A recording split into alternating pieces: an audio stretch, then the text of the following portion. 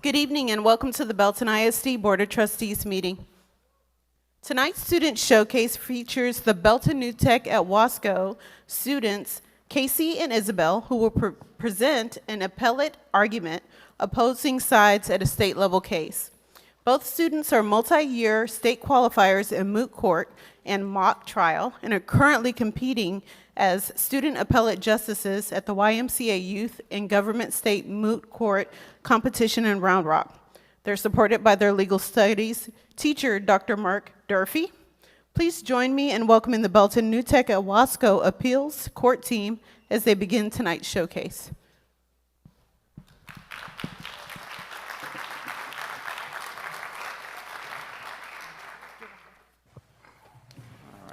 Thank you all for being here this evening. I'm looking forward to this presentation.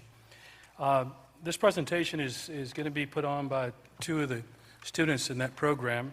The program is headed by Dr. Durfee, that's over here at the podium. And the case is going to be argued is Randy Palo, appellant, versus the state of Texas appellee. The board has been provided with materials relevant to the case. This is a case involving, I'm sure that they're going to tell you, but in case involving an accident and an incident took place involving alcohol. There was a trial, and the state appealed. Well, actually, the person that was convicted appealed, and they're arguing about whether there was a violation of the Sixth Amendment to the Constitution, and whether there was some juror misconduct because a juror spoke to the media during jury deliberations by text message. So it's going to be a fun thing. The materials that I read, very impressive what these kids have done. Unfortunately, one of the lawyers can't be here this evening. So is it she? Yes. She's going to be presenting her case via video, and the appellant, who is represented by this young lady over here, she's going to be, I'm assuming she's going to come to the podium. Yes, and sir. present her case. Yes. And then we'll have an opportunity to ask questions of the students about their presentation. So, Dr. Durfee, you take it from here. Yes, sir. Good evening, President Alcazar, Dr. Golden, members of the board.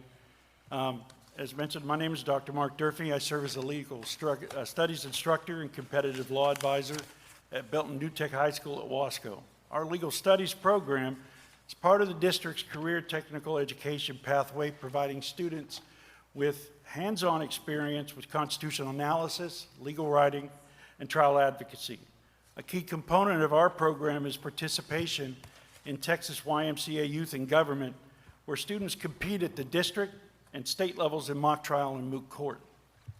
Tonight, I'm proud to introduce two outstanding students in our program.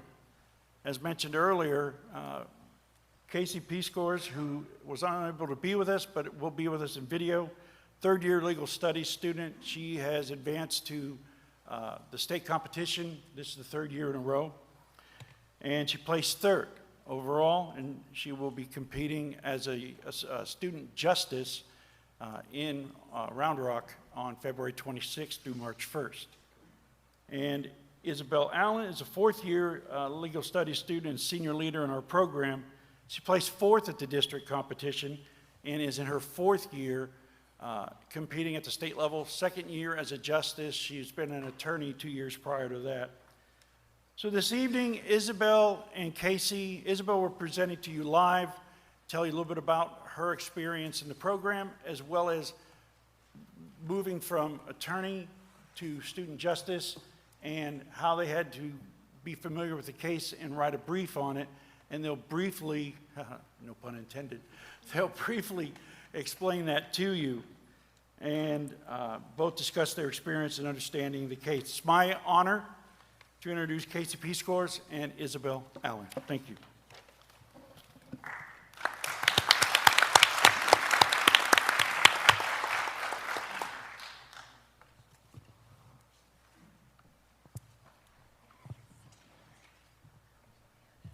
Hello, my name is Casey P. Scores, and I have had the privilege of competing with the New Tech Law program for the past 3 years. My first 2 competitive years were spent as a student attorney in the appellate court section, and this year was my first year competing as a student justice in the appellate court section. At the beginning of every competitive cycle, we are assigned an appellate packet by the YMCA. This packet contains 3 main things. First, the issues at hand. These are any constitutional errors that the appellant believes may have occurred during their trial or any previous appeals. Second, we get a statement of facts. Think of this as a broad overview of everything leading up to this appeal. Finally, we are given precedent cases that we must incorporate into our briefs and oral arguments. These are most often Supreme Court opinions or Texas Supreme Court opinions. This year's case centers around 2 issues. The first being whether or not the testimony of an analyst who did not perform the testing themselves violates the 6th Amendment Confrontation Clause. And second, whether or not the communication between a juror and a news reporter violates Texas Code of Criminal Procedure, Article 36.44. As a student justice, I don't present an oral argument or have a certain side assigned to me in the courtroom. It is my job to question attorneys on both sides about their arguments from an unbiased perspective. However, as a justice, I still am required to submit a bench brief. A bench brief is a brief that looks at the case from a specific side. I chose the state side, which required me to poke holes in the belief that there were constitutional errors that occurred during the trial. I do this by using precedent cases that I mentioned earlier and aligning certain cases that have similar facts to the case before us today. After writing my brief, I get together with my teammate Isabel Allen and we practice asking each other questions based off of the information in our briefs. From there, we are competition ready. I hope this has given you a broad overview of the New Tech Law program.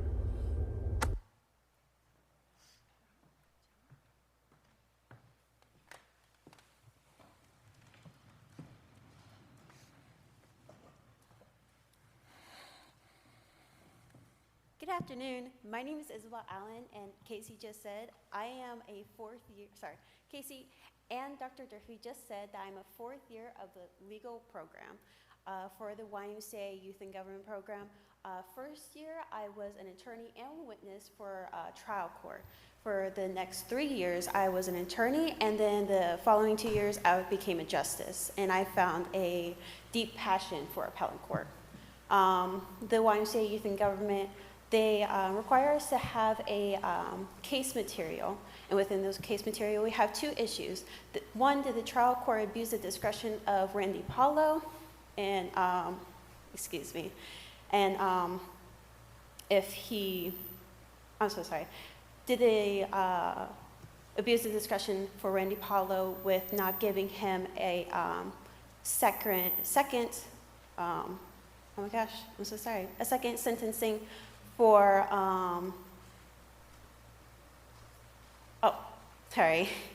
second sentencing of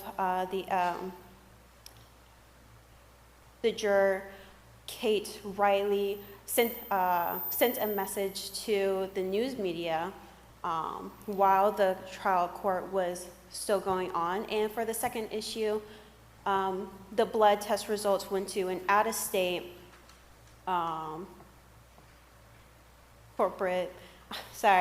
out-of-state blood testing analyst, and she did not personally analyze nor test the materials. For YMCA, I personally cannot have a personal bias because I am a justice. But for YMCA, they do require us to have a brief to write. So I did write for the petitioner side, saying that the state was out of line and had an error, not giving Randy Paulo a second sentencing, nor following the Texas Penal Code 36-04.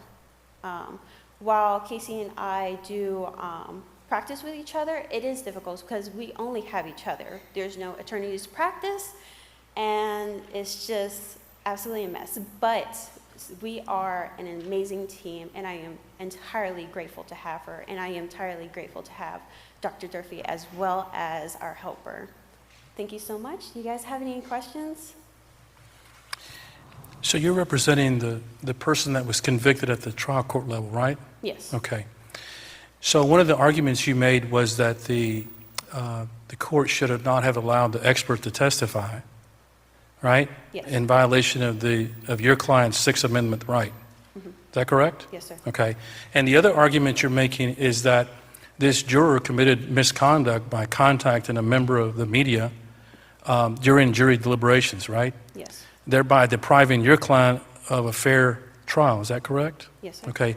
So can you tell me what the best argument is for the violation of the Sixth Amendment, first of all, and then your best argument that juror misconduct occurred? So the best argument for violating the Sixth Amendment is that a blood analyst needs to physically be there to test the blood. And the person needs to analyze it and needs to make sure, it was also raw material. It was entirely raw, so it wasn't finalized. So we don't know whether or not if it's liable proof that there was alcohol in his system.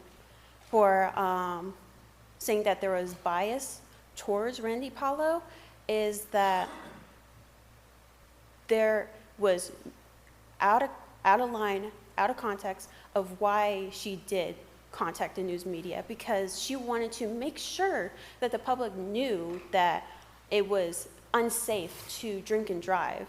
That means that she wanted to change the opinions of the other jurors within the court. Good answer.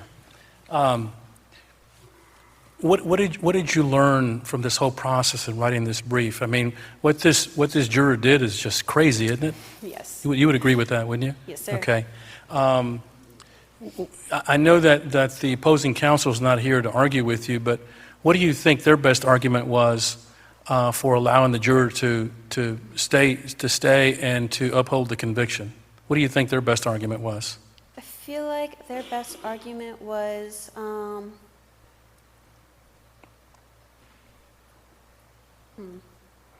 I'd say the best argument for the juror was not out of line is that Well, the the news, oh, sorry. Okay, no, go ahead, I'm sorry. The news didn't get out. And Okay. there was no bias that was affected to the court. It was just Kate Riley that affected herself. Right, and the entirely. court talked to all the jurors, and all the jurors said, well, she never told us about it, right? And then she didn't talk to anyone else about it, right? So how could it have been damaging? Is that the way you looked at it? Yes. Okay, all right. Unfortunately, with not having another person here to argue with you, okay, it kind of makes it pretty easy. And if you were to ask me how to rule, I think I would have ruled in the favor of the appellant, because and I don't know how the rest of the board feels, but I think there was a violation of his Sixth Amendment right in the Constitution, because you had an expert testify from something someone else looked at, right? So they should have brought in the right person, and you objected at the trial court level, so you preserved your error, right? So I think just on that one issue alone, I think that the appellant should prevail. The other thing is a no-brainer to me, because you can't have jurors talking to the media during jury deliberations. I mean, that's nuts, right? Yeah. Okay, so if you were to ask me to rule, and I think the instructions we have here was to make a decision, so I would be going with the appellant in this case. Other side made a great argument, but I think we have to follow the law. So does anyone else have any comments or questions?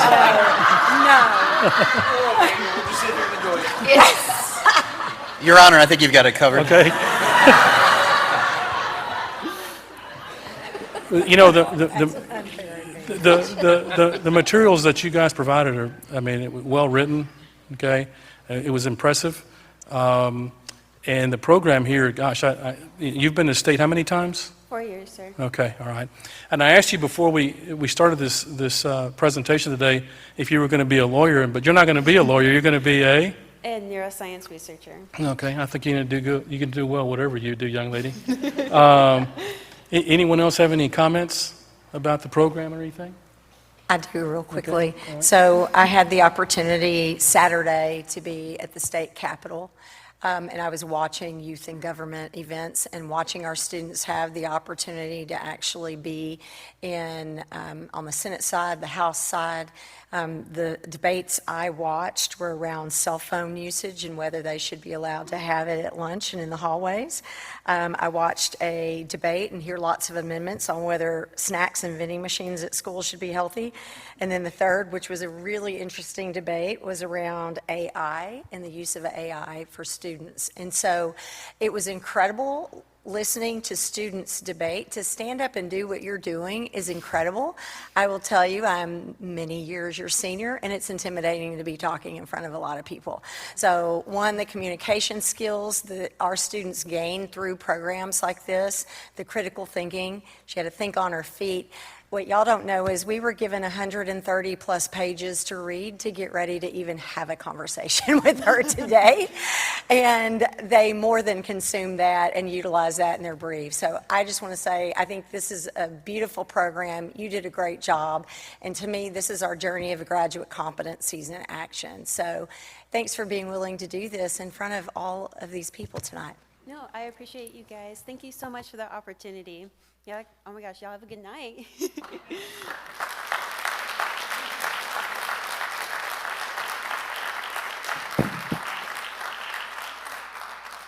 Just want to extend another thank you to her. She's a senior in high school, and she just went toe-to-toe with very well-known lawyer, Manuel Alcozer. So we're very proud of you. Please, another round of applause for tonight's Student Showcase.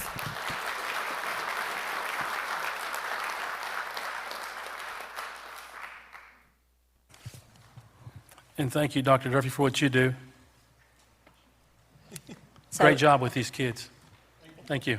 So Dr. Durfee is an amazing teacher, and Dr. Durfee is also working, a PhD, a doctorate wasn't enough, so he's working on being an attorney as well right now. So good job, Dr. Durfee.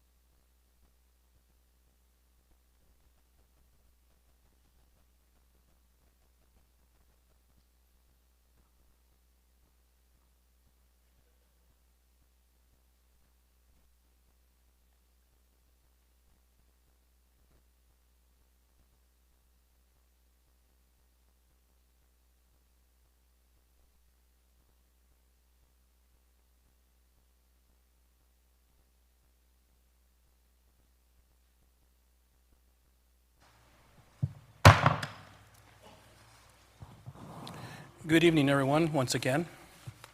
Thank you for joining us this evening and for your interest in Belton ISD. I hope you enjoyed the Appeals Court Showcase from Belton New Tech at Wasco. One more round of applause, if you will.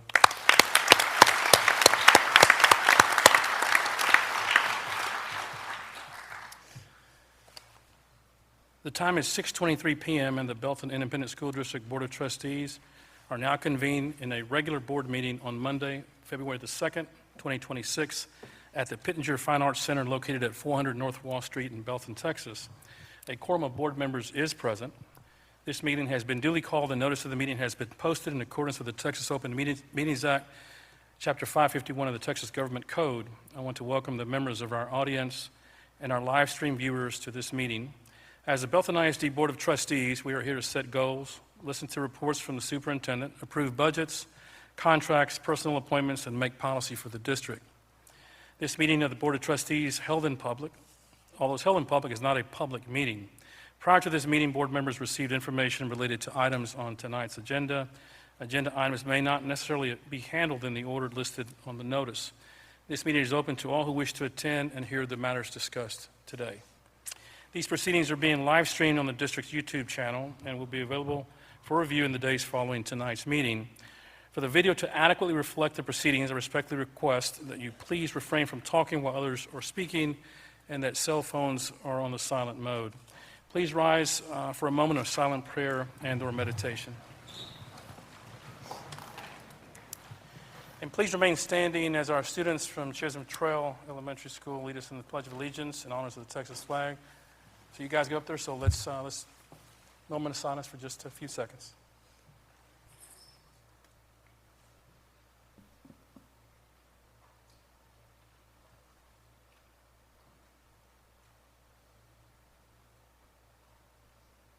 Okay, Christine.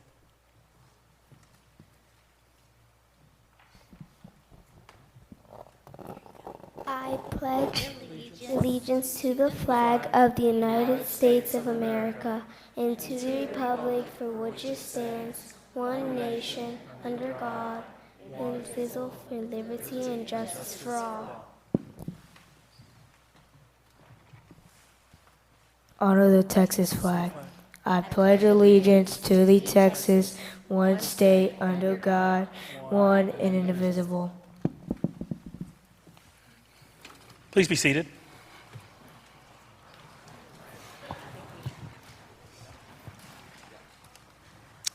First item on the agenda this evening is recognitions.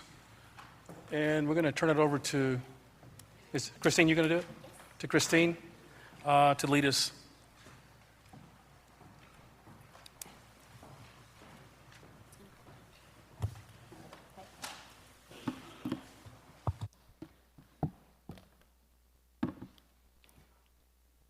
Good evening and welcome. We are thrilled to start off our recognitions with our two students who joined us to lead the pledges today from Chisholm Trail. We have fourth graders Josiah and Thea. Josiah is quite an athlete and currently involved in football, basketball, and track. His friends describe him as a strong leader who is always helpful. And Thea, her favorite subject is art, and her friends describe her as kind, fun, and caring with a big heart and a willingness to help others. And we thank you both for being here to start off our meeting tonight. Thank you, guys.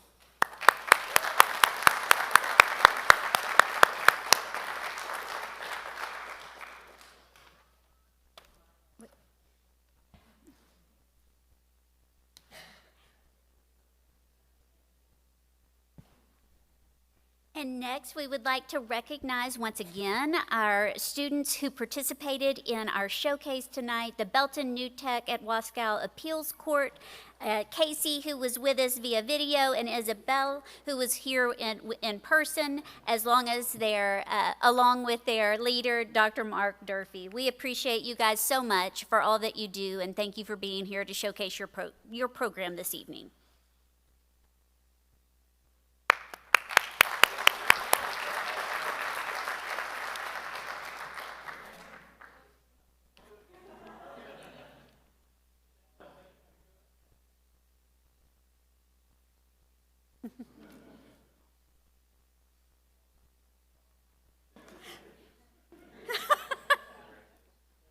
Thanks, Isabel. We appreciate you. And now we'd like to recognize 11 Lake Belton High School students who qualified for FFA leadership development events at the state level. These students competed in two different events, both demonstrating strong leadership, research, and communication skills. One of the groups analyzed current agricultural issues through in-depth research and presentations, while the other delivered programs designed to educate targeted audiences about the mission and the impact of Texas FFA. We congratulate these students along with their instructor, Allison Hall. Thank you guys for all that you do, and congratulations for this amazing accomplishment.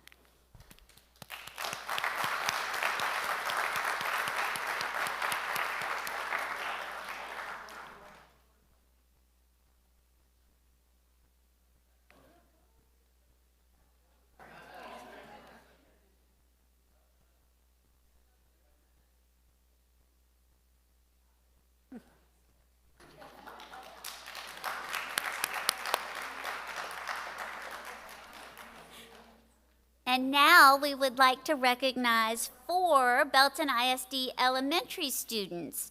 We have 2 students from Burrell and 2 from Lakewood Elementary who were selected for the prestigious Pathfinders program, which is in its very first year of existence, and these kiddos were recognized for their exemplary math ability. And this is an extension of the Math Stars program that we had students qualify for last year, but these students qualified for this Pathfinder portion of that program, and we are so excited for you guys and all that you will get to experience as a result. Congratulations.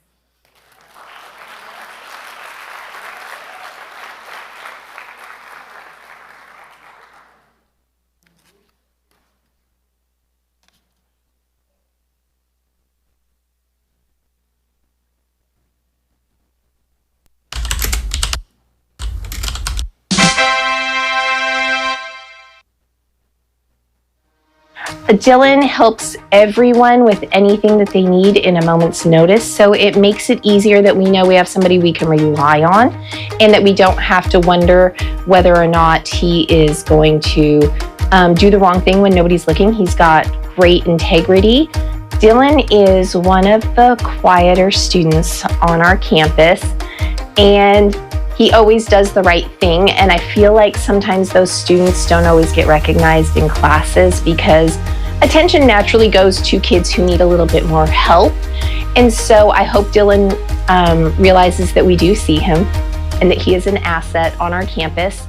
And I hope he experiences that the recognition helps him know that he can be really successful. I know he wants to own his own business in the future. And so I hope he realizes that he can do big things. I don't like to sit still a lot. I like to be moving around. I don't like sitting there. But down there, it's moving around. You go and do it. You might get a little sneak attack where they're like, can you go do this for us? And it's like something bigger than you're used to. Or so little things like that that you can go and do that kind of just make it more fun to do it. It feels good to be a helper of other people and do things for them that they don't necessarily want to do. But I like being helpful. I can't not be helpful most times, but I like being nice to other people. Always be wanting to take control, charge of things that you might necessarily not want to be able to do, but you know you could get someone through a situation. Like if there's a class problem or something, you have to be able to go up there and let's say you already know it, but you want to help someone else get to it. Like just knowing how to talk to other people, make things like more understandable to some people.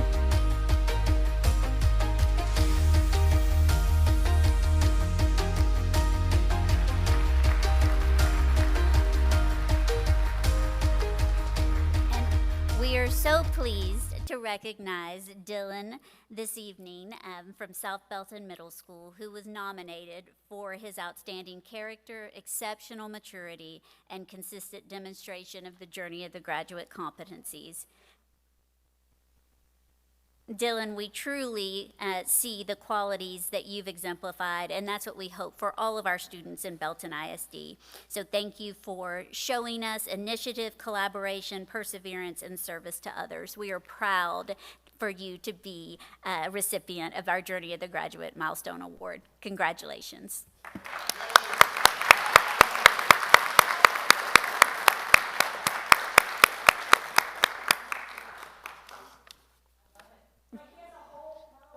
He does.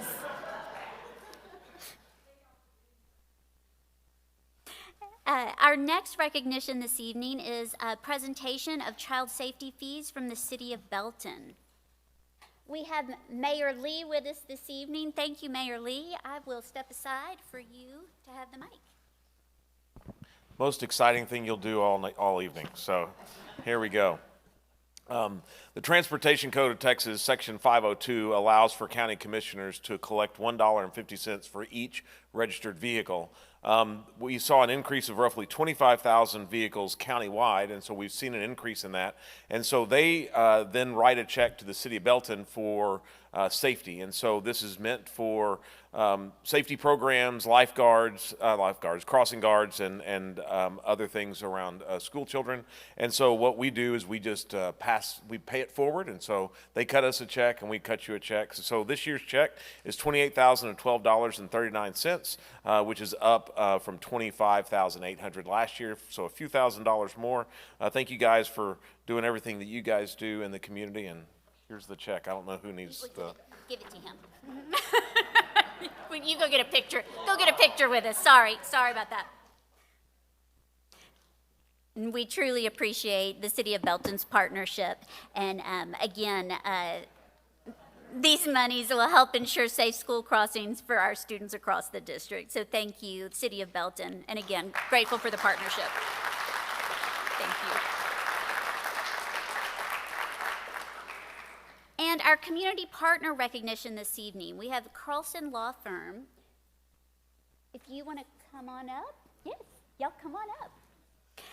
We have several representatives here who, Carlson Law Firm is a partner with our criminal justice program, and in particular with our students who participate in our program from the showcase this evening.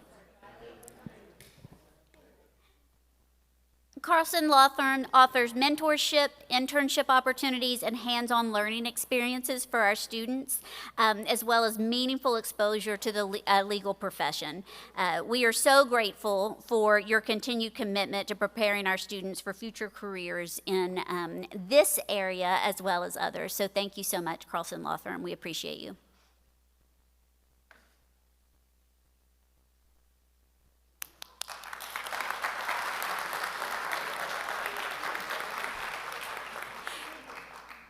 Thank you. And last but certainly not least this evening, last month technically was School Board Appreciation Month, but this ICE prevented us from celebrating you, but we are going to celebrate you this evening. What am I doing? Yes, come on up, kids. Come on up, kids.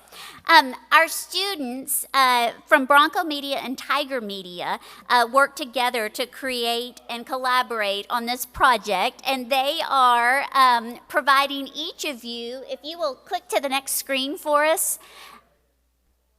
If you'll click to the next screen for us, they created these graphics for each of you, as well as for the board as a whole, just to demonstrate our appreciation to you guys. You are truly dedicated volunteers, some of the most dedicated people I've ever worked with, and we are so grateful for the hours and hours of volunteer time that you give and to serve the students, families, and staff of this amazing community. So thank you to our school board. Dr. Golden, do you have anything you want to add now? Come on over, add now before they go back. Okay, one, just thank you usually we'll give the board something in January for board appreciation, but the fact that it was designed by our students, so that was students from both Tiger Media and Bronco Media who designed that for y'all this year, and they did an incredible job. So what you're seeing is student creation of their incredible talents and recognition of y'all's hard work. So one, can we give another round of applause for our students?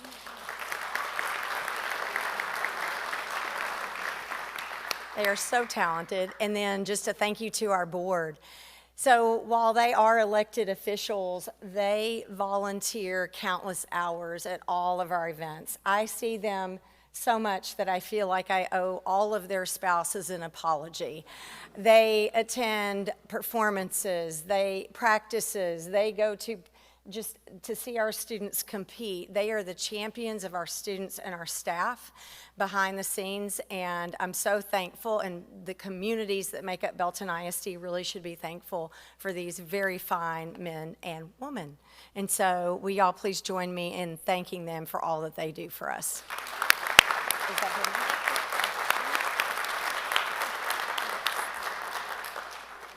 And right, just as we're concluding, please know that there was no direction or really input. We just asked the kids to celebrate you guys, and this is what they came up with. So please know, thank you to their teachers. We are so grateful, and again to the students, you guys for doing this. We're so grateful, and we're so proud to be able to have this gift for you tonight. And that concludes our recognitions at this time.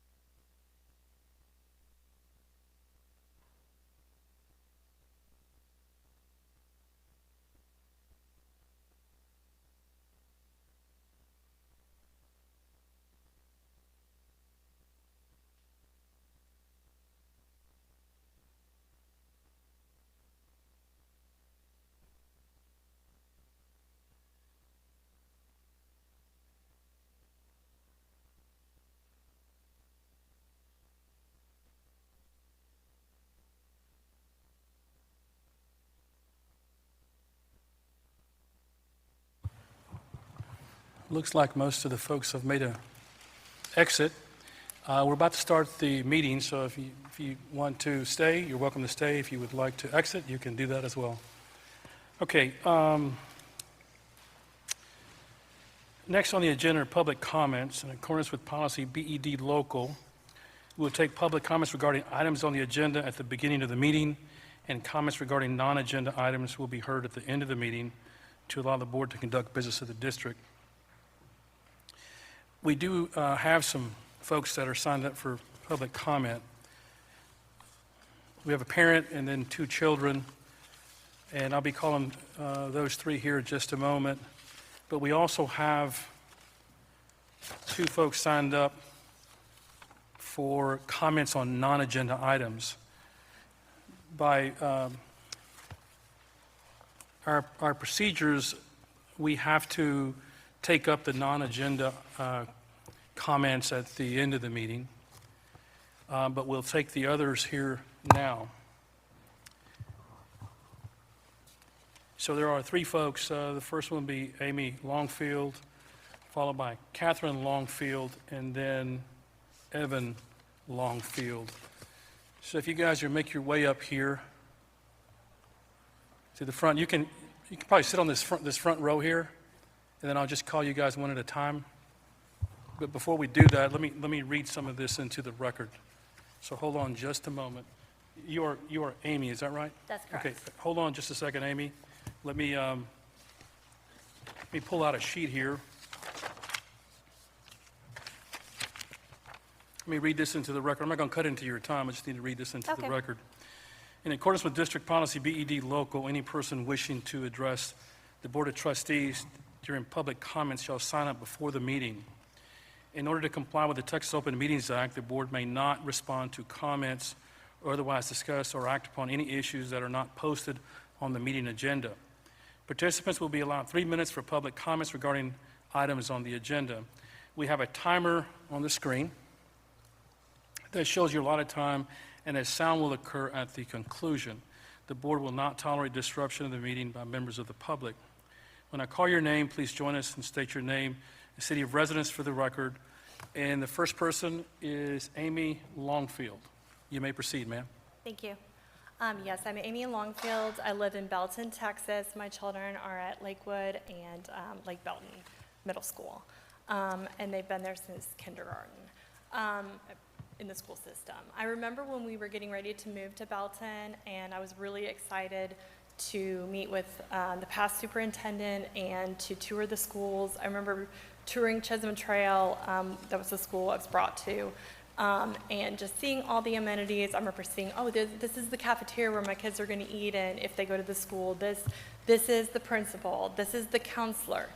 This is the librarian. These are the important people that are kind of the touch points for my kids. I spoke to y'all last month, and I won't rehash everything I said then. I'm sure you have it in your notes.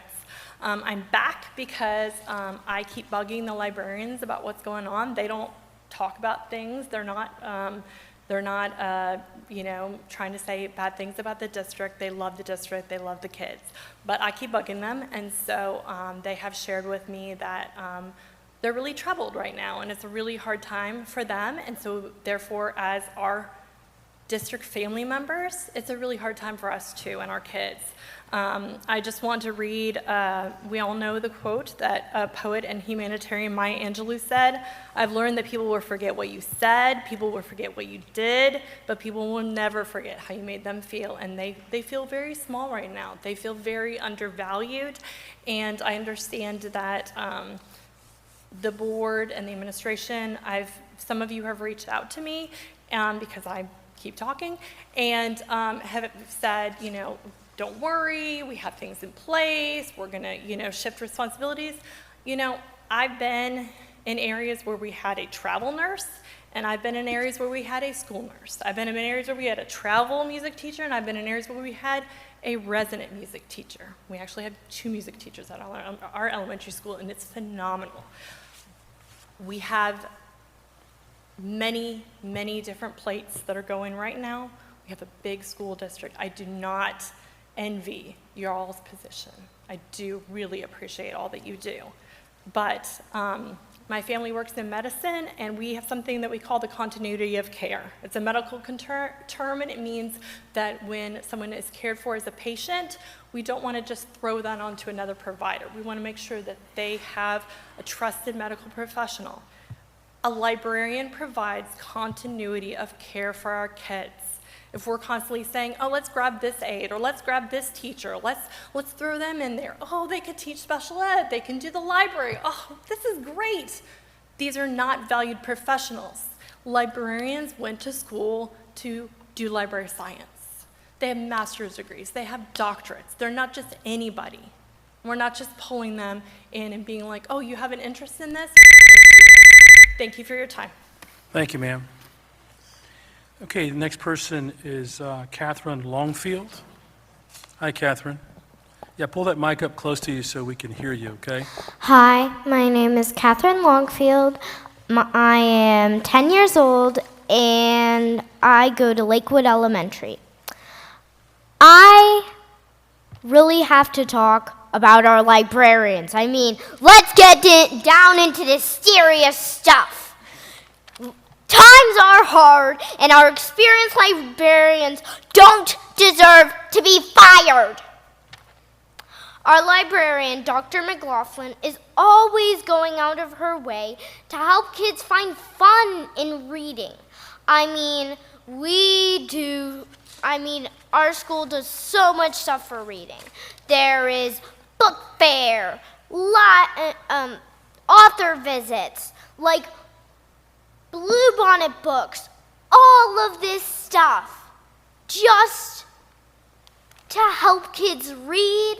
And our librarians, you guys, it just feels like I could go on and on. Our librarians are very experienced. They have like doctorates in this stuff. And you just fire them like they haven't worked so hard. Like they haven't went through so much. We love our librarians. And we don't want them to get fired. Thank you for your time. Thank you. The next person is Evan Longfield.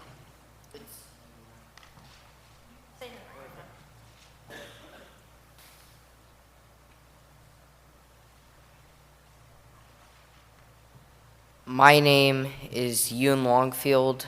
I am 12 years old and I go to Lake Belton Middle School, and my teachers, my librarians have been amazing to me.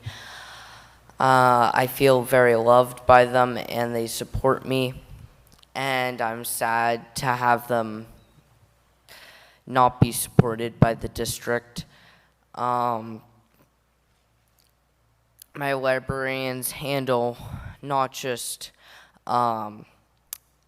the library, but they also handle other things. Like at Lake Belton, there's a 3D printer and they maintain it, so when we have a science class and we do Tinkercads to make 3D printed models that we engineer, so that's like 4 different models of the Earth, the Moon, and the planet, the Earth, the Sun, and the moons.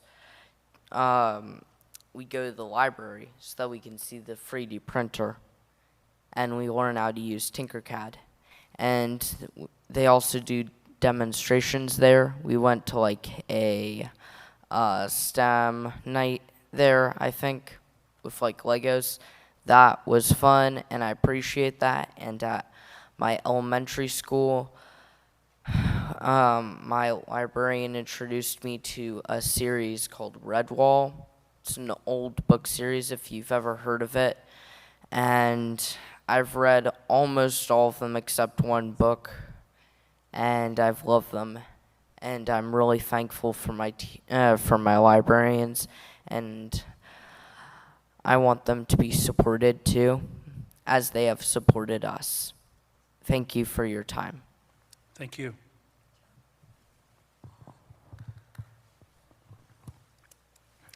All right, that brings us to item 4, action items. 4A, consider, discuss, and take appropriate action regarding the 2024-2025 school year annual comprehensive financial report. Dr. Golden? Yes, and just want to say thank you to our students, certainly their mom as well, but for students to come to a podium and be able to speak in front of a board is an important competency, and so I was proud of you. All right, Melissa is coming to the podium. Melissa is our Chief Financial Officer, and this is the time of year where our annual comprehensive financial report is here. She is also bringing one of our representatives from the auditing team that prepared this report for you. And Melissa, I'm going to turn it over to you. All right, good evening. We always look forward. I know Carol and I look forward to this time because we've closed the year end.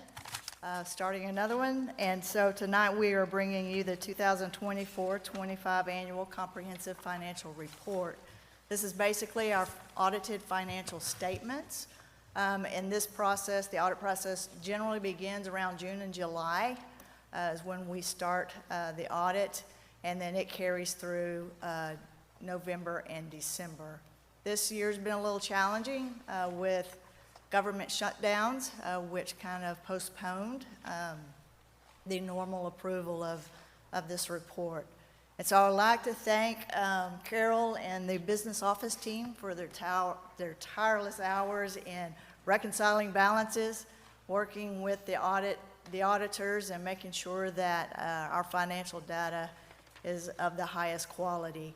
And I also want to thank the audit team from Patillo, Brown and Hill for being patient with us, you know, because they're waiting on us most of the time.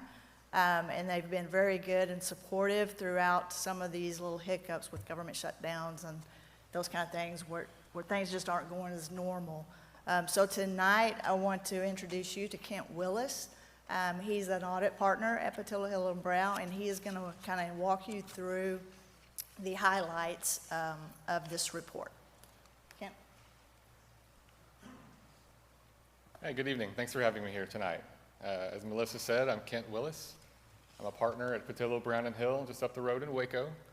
Happy to report to you guys the results of the 2025 fiscal year audited financial statements. You've got in front of you a copy of that document, the spiral-bound document. There is also a separate letter. I'm going to set that aside. I don't go through the letter unless I have bad news. So we'll set that aside, and we'll focus on the spiral-bound document. I'll point out a couple of page numbers as I go. I'm going to keep it to the highlights. We could talk for several hours if we really wanted to. This stuff's really exciting, I know. But going to stick to the highlights, the results of the audit. We'll look at fund balance in the general fund for a couple minutes.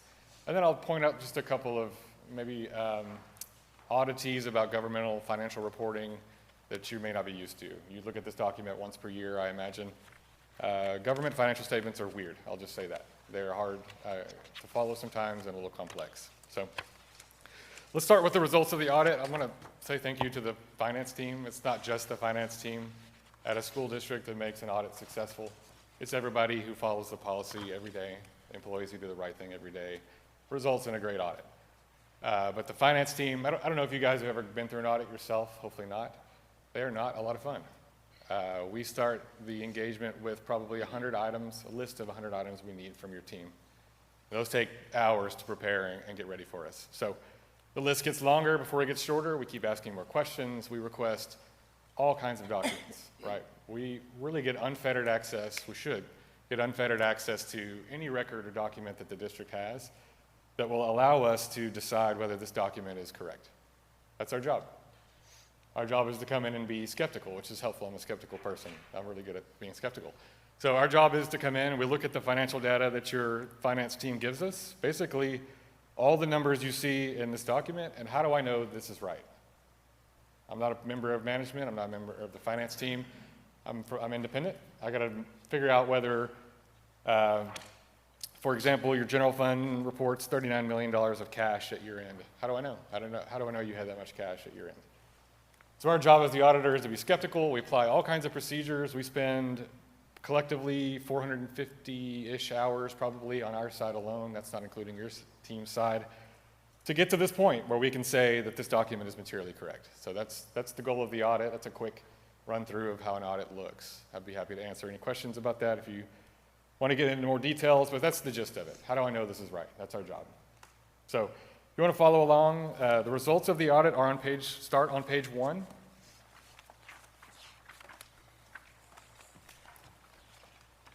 This is page 1, 2, and 3 is the independent auditor's report, or the opinion letter, as we more commonly call it. We spent some time talking about law this evening. This is kind of written in legalese. This document's very dense. Not a very exciting read, but it's a very dense read about how an audit went and what the results were. They did change this letter a few years ago. They put the opinion right at the top. I think that's what everybody's looking for. It used to be buried on the 3rd page. Right at the top, first 2 paragraphs, you'll find our opinions on the financials. So after all the procedures we performed, the blood, the sweat, and the tears of the audit process, we did actually issue what's called an unmodified opinion on these financials. That's the fancy term for a clean opinion. Highest level of assurance we can give on an audit of a local government or school district. So what that means is after all the procedures we performed, we were able to say that this document is materially correct, not perfect. No auditor would be able to tell you perfect. Auditing standards aren't designed for perfect. So there may be errors in this document. If there were errors we identified during the audit, that they would be so small that they wouldn't affect the decision-making of the board, of TEA, and other people using this entity. So it's a high level of assurance, but it's not perfection. That's, human beings aren't perfect in general. So clean opinion on the financials, highest level of assurance we can provide. Any questions could I answer on audit process, audit opinion before I move on to the next step? Okay. Good news there. All right, we're going to go all the way to the back. So follow me back to pages 102 and 103.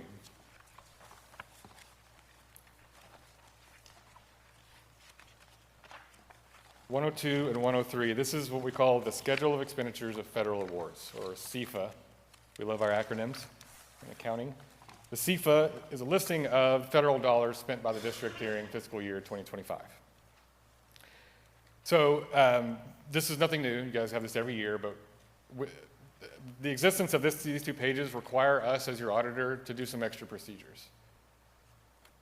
We just talked about the opinion letter on the financial statements. When you think about that audit, we have sort of two audits here. We have the financial statement audit, balance sheets, income statements, revenue, expenses, things like that. This is a separate audit. This is looking at compliance. Did you follow the rules of some of your federal programs? So we all know there's strings attached when you get federal dollars. You just report to TEA every so often, spend the money on certain things, right? You can't spend child nutrition dollars on IDA-B, stuff like that. So what the feds ask us to do is select one or more of these programs, and we drill into the details. Did you follow the rules that TEA set forth and that the feds set forth for those programs? So we don't test them all every year. We pick and choose based on size and risk. This year we selected the IDEA-B cluster, special education funding. Clean opinion a second ago, all of our clients, 99.999% of our clients get a clean opinion. To not get a clean opinion is pretty devastating. It would be bad. This arena is where our clients tend to get tripped up. If we have a finding in an audit, it's usually in this area. The federal rules are complicated, they change a lot, and it's easy to make a small mistake that doesn't result in a big dollar amount, but it means that a control failed. Internal controls are important to the feds. And so this is where our clients get tripped up. If we have a small internal control problem, it can lead to a finding or non-compliance if you didn't follow the rules appropriately. So not all of our clients get a finding here, but it happens. And so I have to build some suspense here. You guys have no findings, right? There's a clean audit here and no findings in this area, but wanted to explain that. To not have any findings here is a good thing. That's very good to hear, and it doesn't happen on every audit. We definitely have some issues in this arena and some of our audits throughout the year. So congrats on the clean opinion here. No findings in the federal awards section as well. Happy to report that to you tonight. Any questions on the federal awards section, or can I continue on? All right. So I'm going to finish up with, we're kind of moving out of audit land and moving into like accounting and financial reporting. I know you guys only see this document once per year, really, so follow me to page 12. Let's start there. I kind of want to point out a few weird things about governmental financial reporting, and then we'll close by looking at general fund balance. So page 12 is where we'll start, and then we'll move a few pages past that as we finish up. Alrighty, so I mentioned earlier as I started, governmental accounting and financial reporting is kind of weird. It's complex. If you pull up Amazon's financial statements, the numbers are way bigger, but they have one balance sheet, one income statement, and one cash flow statement for the whole of Amazon, the company. You guys, if you go through this document and look, you'll have about 20 balance sheets and 20 income statements. Local government financial reporting is weird. So we break things up into small buckets because we want to see how all the funding is spent, how we're accountable for federal dollars, how we're accountable for tax dollars. So we put them in different columns in the report, right? Some of those columns we look at are Exhibit A1 and Exhibit B1. A1 is your balance sheet for the entire district closed up into one column. And full accrual accounting, that sounds exciting, it really is. Full accrual accounting is just all of your funds closed up into one place, and then we also add on your long-term debt, capital assets. So it's kind of how a company would be reported, not exactly, but kind of how a company would report their balance sheet. Easy enough, right? We see assets, liabilities, equity, things like that. Turn the page to B1. This is an income statement for the entire district. It's weirder than any other income statement you'll see in any company's financials. It reads from left to right and then down. It's like an L turned sideways. Really confusing. I'm not going to get into why it's reported this way, but I wanted to point these two out because these two financial statements are generated once per year when the audit happens and never again until the next audit. They're useful to get an idea of the financial health of a district, but this isn't your day-to-day. This is full accrual accounting, once a year reporting. It's required for GAAP. I mean, it has to be here, but it's not the most useful way to look at a local government or a school district's financial statements. Useful information, definitely. But let's turn the page and get to C1 and C3. And really C3, if you'll follow me to C3, that's pages 18 and 19. This is your everyday. Your finance team's looking not necessarily at it in this way, like in the financial statement format we're looking at here, but this is the day-to-day operations of the school district in the format that you budget for it and the format that your team monitors the budget and monitors your spending and revenues and stuff like that. So hope that's helpful. You could talk about governmental financial reporting for hours. It's very complex in a lot of ways, but I talked about the different buckets of money. Let's look at the general fund real quick and I'll close out. So general fund column is far left on page 18. This is your income statement for 2025. It's a few months ago. I know you guys have been looking at fund balance a lot in the last year. I understand that. So wanted to take a look back and see where you ended up for fiscal year 25. I'm going to hit a couple of subtotals, talk about change in fund balance, and then I'll let you guys get on to the next part of your meeting. So taking a step back, looking at general fund income statement. We had $144.6 million of revenue. About halfway down the page, $149.2 million of expenditures. A little further down, rows 70, 80, you have $2.1 million of other stuff, kind of miscellaneous stuff. Sale of property, insurance, or issuance of leases and subscriptions. You had a net change in fund balance or a net loss of $2.5 million. So not a surprise to you. I know y'all beaten this to death over the last several months, but that fund balance number of decrease left you with about 2.7 months of fund balance as of 8/31/2025, which is a little shy of kind of the bare minimum recommendation, which is 3 that we typically look for. So 2.7 months in the general fund, slightly less than what's the normal minimum average or minimum recommendation. I believe you budgeted for an $8 million, if I remember, $8 million decrease for this fiscal year, and you only recognized a $2.5 million decrease. So I can tell you guys have put in quite a bit of effort to control that. So 2.7 months in the general fund. Any comments or questions on fund balance that I could answer or discuss? I do. We've been hearing kind of that 2.5 month mark, but it sounds like the standard practice is about 3 months of balance.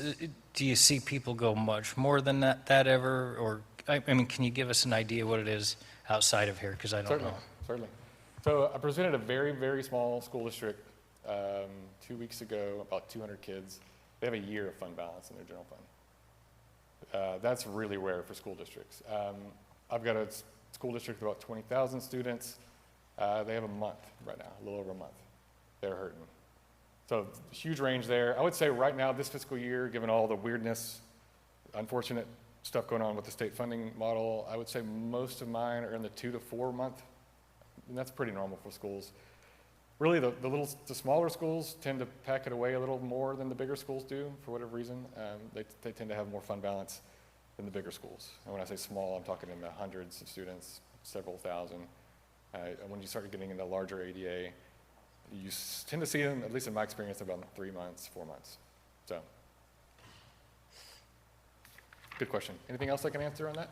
Yeah, so for the schools that you were just talking about, what role, like, how many of those schools are actually fast growth school districts, and what do you typically see for fast growth schools? The 20,000 ADA district I just mentioned is extremely fast growth, like Austin area, southern Austin. The other one was tiny school district. It's been around for 100 years and it hasn't changed a whole lot. So I would say it does seem like the fast growth districts tend to struggle with that more, certainly. Any other questions I can answer? We can get into some debits and credits if you really want to. I'd love it. Go ahead. No, I was just gonna say thank you. He's talking debits and credits. I could do this. Like, let's go. Let's do it. So I implement and maintain federal financial systems. So I get what you're talking about. No kidding. So That's we can interesting. just do some T accounts. We'll get it done. No, I just thank you for your team. At one point in time, I wanted to be a forensic accountant. So like, you know, this is fun. But thank you for you and your team and everything that you do. You know, I know it's not easy, you know, the 400 and some odd hours that you talked about that your team is on, right? You guys are in, and your job is to find something, right? That's the job of an auditor, is to find something. And I know you don't like to find nothing, right? And so I really want to say thank you to our business team, right? To Melissa and the whole business office and the work that they do around this, right? I mean, you all are the reason that we are here, right, and having this conversation. And so I want to say thank you to the team for not only sort of doing the ins and outs of all the accounting, right, from, you know, budgeting to getting payments out the door, but also making sure that we're sticking to the processes that we have, right? You got to have the process, you got to follow the process, and all the numbers have to add up, right?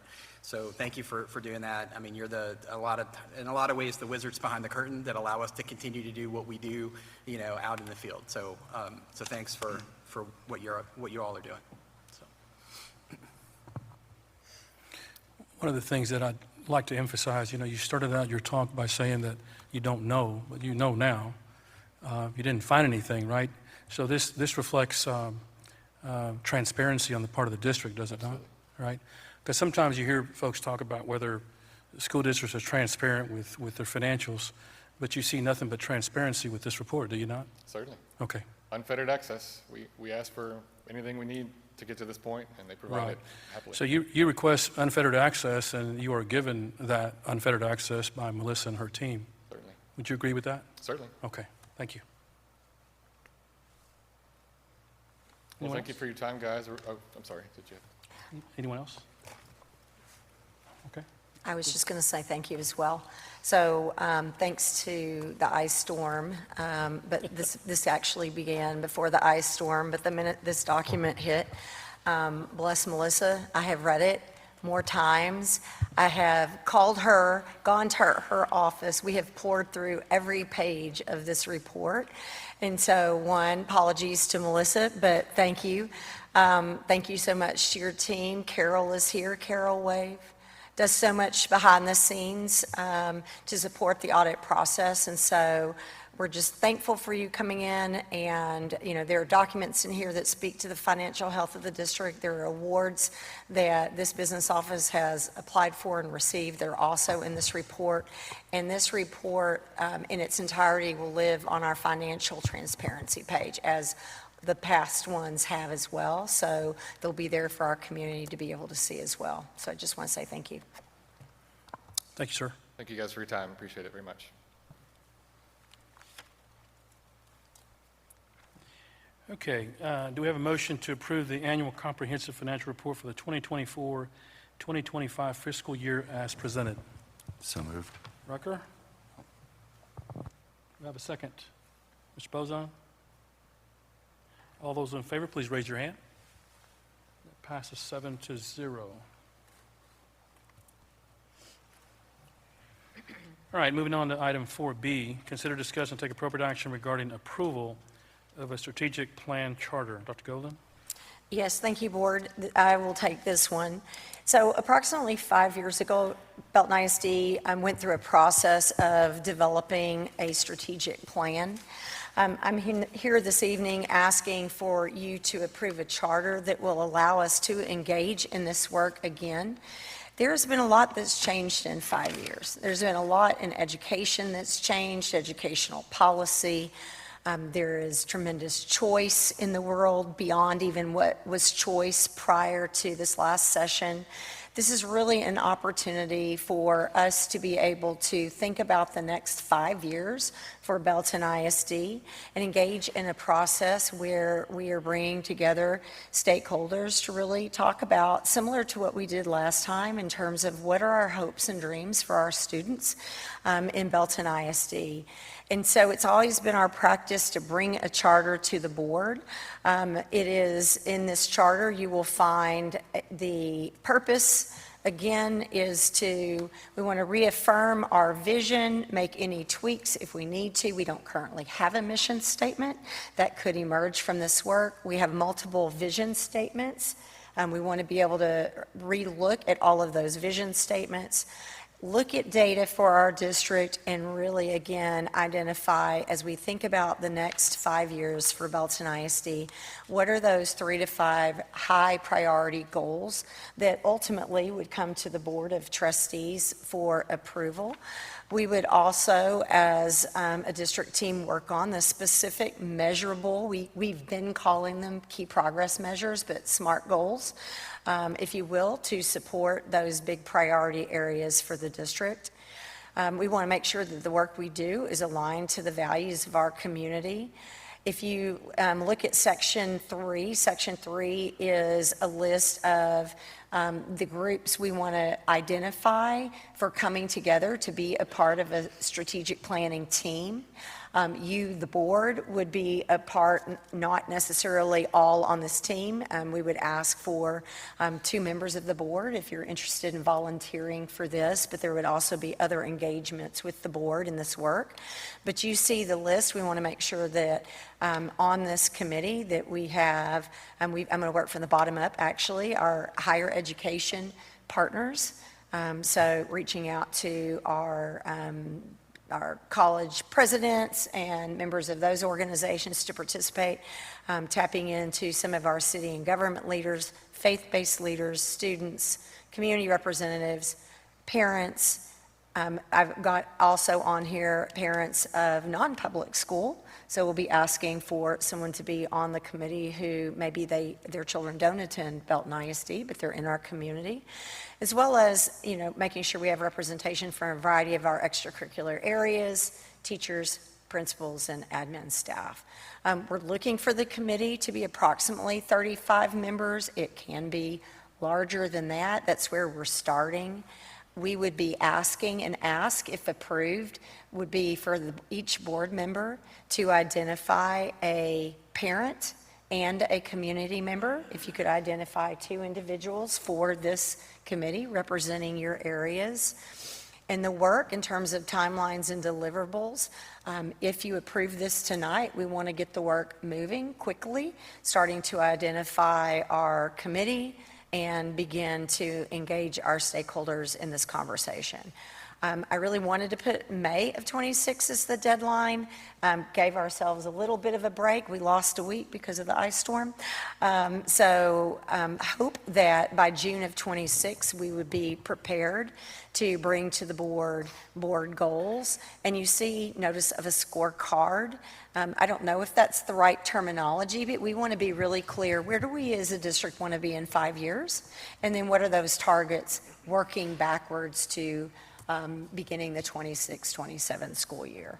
And so with that, just we'll see what questions you have for me this evening. You know, Dr. Golden, when I looked at your numbers there, it looks like to me, and I'll see if anyone else wants to comment on that, that it represents a fairly good cross-section of our community. That's the only thing that I would ask be done, right? And you didn't give us I don't remember reading 35 members. That's... We had that on our charter. Charter, okay. I think that would be at a minimum, because if everybody identifies 2, and then we can balance participation in all of these other areas. Right. But wanted to make sure, I mean, we can have up to 100. I think that's a reasonable number, but really just wanted to start looking for representation so that we're hitting all of your areas as well as these specified here. Any idea when we have to speak with parents and community members that we're going to nominate, we give you 2 names, right? If you'll give me 2 names, now the next question, which is a fair question, is, okay, when would be the first meeting? Right, that's what I was gonna ask So you. depending on how you act today on this particular item, that's action for tomorrow to go ahead and start identifying those dates for the meetings. We would hold these meetings after hours so that our own staff and our community can participate in them. So we will get our meeting schedule set, and I'll get that to y'all so that that could be communicated to those that you are encouraging to be a part of this process. I would say most likely they would come, this particular group would come together 2 to 3 times. So, but I know people will want to know, like, give me the specific dates and times to commit, so Right. I'll get those to you quickly. So you said parent and community member. Of course, does that mean you want a parent and a community member with no children in the district? Is that what you want from us? That is your decision. Okay. You know, ideally, would love, I mean, it would be great if it were 2 parents, but we are a school system that serves our entire community. So if you can't find a community member and you give me 2 parents, that's great. Or if can't find a parent, 2 community members is great. Okay. Anyone else have any questions? Just a comment. I think this is a great list of a variety of perspectives and opinions. I think it would be wise and important to have parents of kids that are served definitely in our general education population, but also parents that have students that are served in our special education population. So I think it would be great to just even, I know that's not stated in there, but I think it would be wise to just make sure we've got voices across the board in that 100%. perspective. So. Aaron, if that does not happen through your nominations of members on that, then we will make sure that we do that. We do a lot with our Parents as Partners program and through our special education services, so we'll make sure that we have representation. Very good point. I agree with what you said, Manuel, about having a good cross-section, and obviously what you just shared, Aaron. I really like all the different components here, especially the faith-based leaders. I know faith is really important to our community, so I'm glad to see that's going to be a part of the makeup of the membership of this committee. I thought during the advisory, I was on the budget advisory committee, and some students were invited to that, and I thought that was an excellent thing. They gave feedback about librarians, and I think they said some things that held. So I would recommend also if we could get, I know it's a heavy topic and things like that, but so is the Budget Advisory Committee, and if we could invite a few students to that, I think that would be good too. Absolutely. So students absolutely will be a part of the membership of this committee.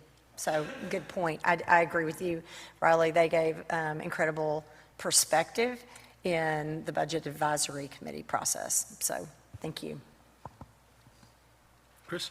So how will we make the work of the committee available? Like, will we have a strategic planning website after each meeting, post things out there? What are your thoughts? We'll put it on the website so it's clear. Just like we did on the Budget Advisory Committee work, we put that on our website.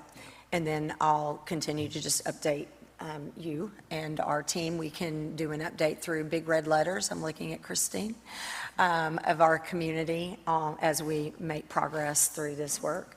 Yeah, I mean, I think this is a really important effort, right? I mean, this effort should inform, the larger plan for how we're going forward, and it's not us coming up with the plan, it's the community coming up with the plan, right? I mean, that's the importance of this.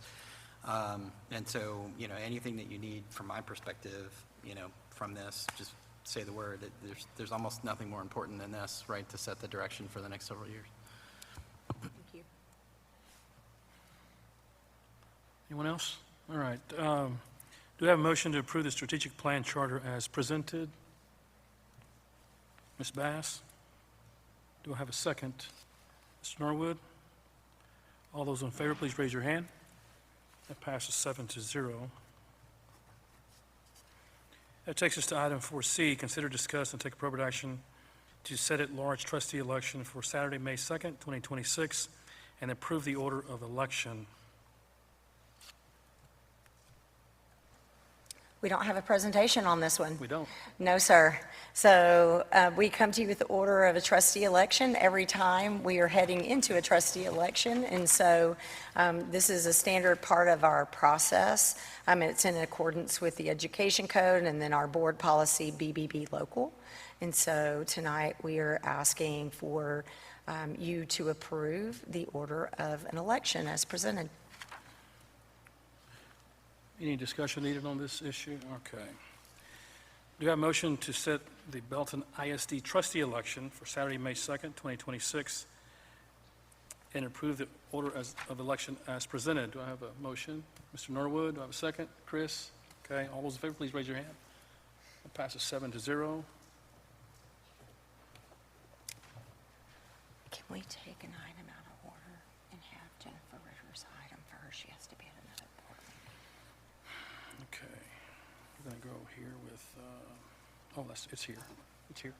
Oh, is it? Okay. Yes, it is. Okay, takes us to item 5, reports.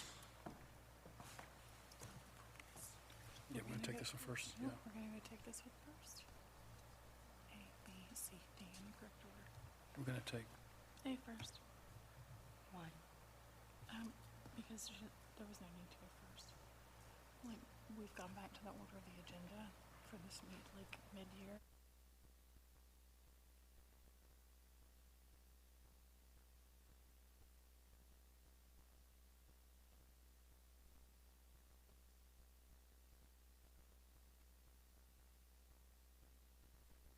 I apologize. I forgot about the storm. I apologize. Yeah.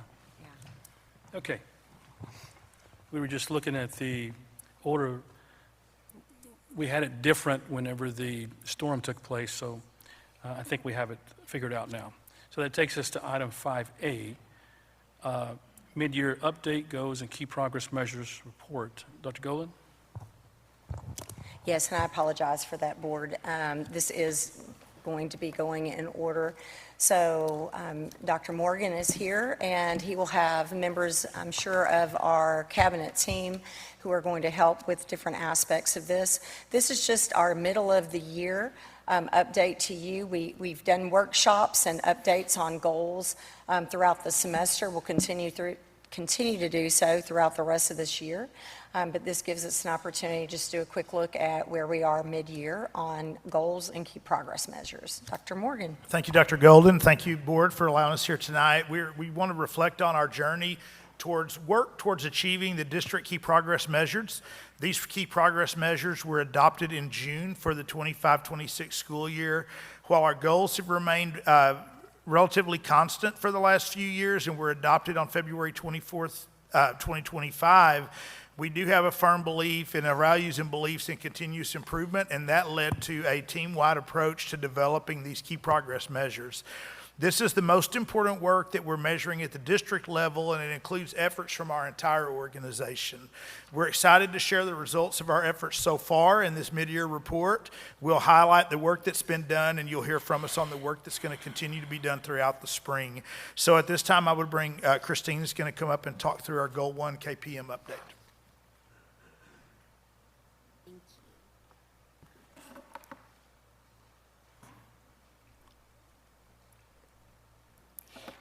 Good evening. I had the opportunity to present an update to you just several weeks ago about our KPM 1, which is that every campus and department would establish at least one new strategic partnership this year with a community group or someone outside the general school building.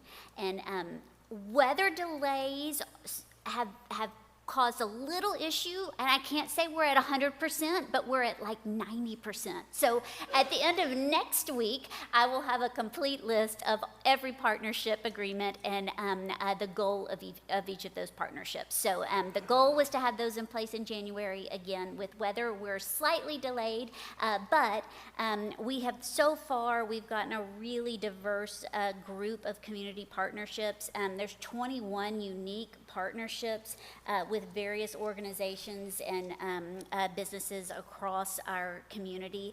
We have churches, Vista Church, Belton Church of Christ, First Temple Church, service organizations, Education Connection, our Dads of Great Schools, which is the Watchdogs program. We have two really new, pretty robust PTSOs, parent student teacher organizations, that have come online, and our schools that have been working to establish those on 2 of our campuses, along with education partners, UMHB, Temple College, and just to name a few of the others, Farm Bureau, I think we shared that last time. We have a new partnership with Federal Aviation Administration, the local airport. You saw Carlson Law Firm this evening. So really a diverse group of community partnerships that are happening across the district. Actually, the students who created your gifts for you this evening, that was a partnership between our department and our different student groups, and that's one of the projects that we'll be working on throughout the year. So partnerships are in place. There are 2 milestones that we will do some check-ins with. So by March 1st and May 1st, we'll have check-ins from campuses and departments on how these partnerships are going, and to be able to reflect on the impact that they're having across the system. Any questions? As Gabby's walking up, just wanted to draw your attention to the picture on this actual slide. So I had mentioned it in the superintendent report.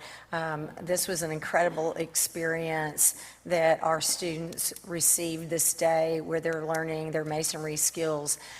You see a couple of images of people in the background. There were so many community partners who volunteered. They provided materials. They provide just skills support in helping really grow the confidence of our young men and young women in these programs. And so even the picture I just wanted to highlight is thanks to the incredible support of community partners who make events like that. And that's some of our Skills USA students getting ready for upcoming competitions. So, all right, Gabby's taking goal 2. All right, so for goal 2, we want to ensure exceptional learning experiences for each and every student. And we have 2 KPMs under this goal. My academic progress report will really cover the second one on our House Bill 3 goals. So I want to focus on our KPM of increasing the percentage of students demonstrating critical thinking in the classroom, with an emphasis on asking questions and evaluating arguments. I was so disappointed with myself this evening that I had not handed you all our critical thinking guide, because what I saw in the interaction between Mr. Alcozar and our student was the epitome of what critical thinking is in our system. We've defined that as asking questions, analyzing information, evaluating arguments, drawing conclusions, and communicating ideas. And we saw every single element in y'all's interactions. I also saw a partner getting thrilled and engaged in a learning experience with a student, and that is what our partnerships are all about. So you just saw a demonstration of what we are seeking for our students in critical thinking. We use a process using our observation guide with our instructional leadership team, including principals, assistant principals, instructional coaches, and our central office teaching and learning team to visit classrooms during windows of time in the school year to observe what's happening as it relates to critical thinking. Our goal being to increase from 47% to 55% in those emphasized areas. We have already seen this fall, and now we're into the spring, an increase of 20% at a minimum in both of those areas. In the area of asking questions, we've seen an increase from 45% to 69%. And in the area of evaluating arguments, we've seen an increase from 32% to 53% of observable evidence of students engaging in those elements of critical thinking. Absolutely, we want to continue to see growth. This process is really helping our instructional leadership team align in what we mean by critical thinking. What is the evidence that would tell us that that's happening, that will ultimately really impact student experiences? So we are well on our way to meeting our target and have exceeded it. It's about maintaining and continuing growth. Okay, what I will say is Gabby's stepping aside and Todd's coming up. Goal 2, particularly that key progress measure, is a great example of a lead measure.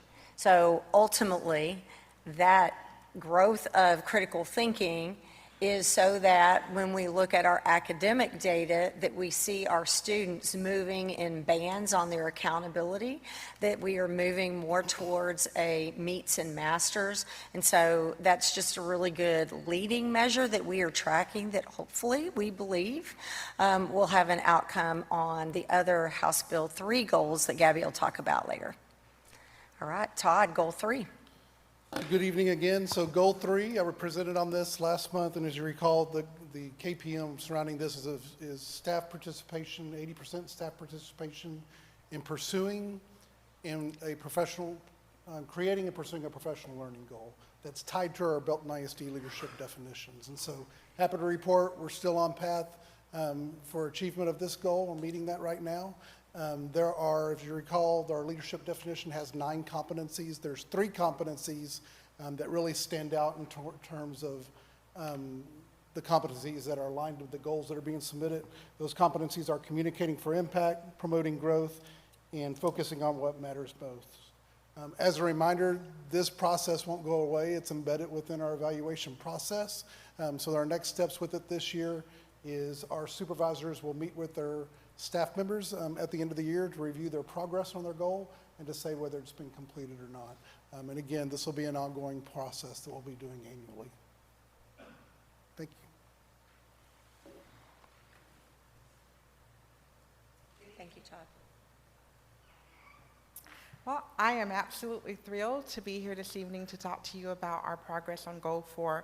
As you know, Goal 4 is about ensuring that our students and staff feel supported, have opportunities to grow, and they feel valued. Sorry, I lost all of that. I have it right here on a piece of paper.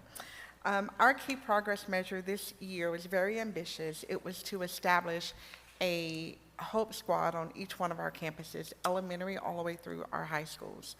At the elementary level, our Hope Squads focus on kindness. They have kindness campaigns. At the middle school level, they continue the kindness campaigns and they add on anti-bullying. And then at the high school level, we focus on belonging and connectedness on the campuses.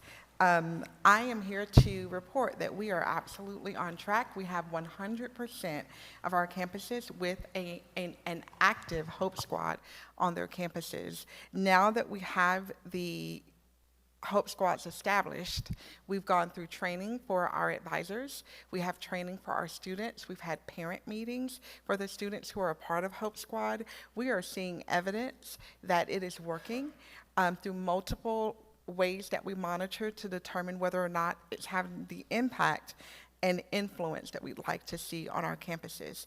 Our next steps include getting a little bit deeper into the process, learning from other districts who are leading the way that already have Hope Squads and the ways that they have utilized those Hope Squads to improve the culture on their campuses. The other thing that I want to highlight is that we even have pre-K, our BEX program, and our Delta programs connected to the Hope Squad at Belton New Tech High School. So we've been completely inclusive of all of our students in this initiative. We also have a partnership with UMHB, their research department. Anything that we do, we want to be sure that we can measure the impact or effectiveness of the program. And so the research department at UMHB is partnering with us to help us to collect data to determine whether or not our efforts are helping us to reach the goal that we set forward. Thank you. Thank you, Dr. Spearman. I'll just point out on this slide, so 4th row up, center student, wait, no, somebody moved me, is the young woman that was on our Superintendent Student Advisory Council, part of the group that really was instrumental in helping bring Hope Squad to the district. She helped design an all-district event last year to launch Hope Squad. And so I love that this is a great example of student voice and students wanting to be a part of solutions and making their campuses better. Absolutely, and I'm here to speak on behalf of the entire group that works as our TIA implementation team, and it's a very large group across multiple departments. But this key progress measure was really important because since this is our implementation year, it was very important that we had strong systems of support in place on the designated campuses that we are in our phase 1 of TIA eligibility. So we started with the comprehensive year 1 scope. That worked across all of our TIA elementary through English 2 and Algebra 1 pipeline. It was a strict year-round calendar. The leadership and TIA planning team meets monthly and more often to synchronize the different elements of a TIA implementation. If you remember, we brought a TIA spending plan back to you in November. That is one of the required elements of your implementation years to have the Board of Trustees approve the TIA spending plan. Really, the two focuses to make sure that our teachers and our administrators are able to do their parts is the focus on calibration. So our appraisers in the T-test system, they meet frequently to discuss teacher observations and ensure that we're consistent and that we're calibrated across our entire district. And then the second part of that is data readiness, that we're using our internal data systems. And the good thing around TIA is a lot of the internal data tracking systems were already in place with Star Renaissance and our Star Aligned protocols so that we ensure that our benchmarks are structured and ready for our data submission at the end of the year. We've also tried in our systems of support to be strategically transparent, or transparency was very strategic in this process to try to establish a no surprises environment through district guidebook websites. We've embedded professional learning for administrators and teachers and really want everyone to understand how the system works. And then the final thing is setting ourselves up for success and to be able to expand this program in the future if and when our data is validated and we're officially in the TIA program to include more teachers in this process. So that's kind of the high level of TIA. We will have our team available for discussion on any of these KPM items and to answer any questions that you may have or take any requests for additional information or reports in the future. Riley, you have a question? Yeah, I have a question on that. So on the TIA, it's focused mainly on the core teachers, or the core instruction right now. And we're waiting for data before we can move to the next group. Is there any way we can speed that up? Like, I just wonder, do we really need to wait for that data? Or can we be working towards that already? I mean, I'm sure we are working towards that. Yeah, but. I'll speak. I'll let Debbie go ahead. Yes, we can. So we need to make sure that we have extremely solid systems in place so that our data validates, regardless of who's within the framework of designated content areas. But we are in a constant cycle with this team of learning alongside campus leaders. I'll give an example: early childhood. Learning what is required in order to bring early childhood on board. And so we've been working with the campus leadership team and our TIA consultant to determine would that be something that we could bring on earlier, because we're building the systems. Once you get your systems in place, they should be transferable to other areas as well, unless there's not an assessment measure in place. So currently there's not a strong growth-oriented assessment measure for specific areas, and so there's a big lift on those in designing assessments that will be verified. And so to answer your question quickly, yes, we can bring on other areas, and we are working to do that strategically. That will be a manageable lift for our team, that it ensures that it's validated, while also being mindful of the changes that are happening at the state level with assessments. If we move too quickly in certain areas, for example, we know that the state accountability system will be changing in the assessment structure. That might be naturally embedded to the system or even required of us. And so if we introduce a new assessment and then the next semester have to change again, that's a large burden on our system. And so we want to minimize change while maximizing possibilities. So yes, we can, but we've got to be very strategic, and we are working alongside our consultant and our TIA team to determine the most appropriate areas.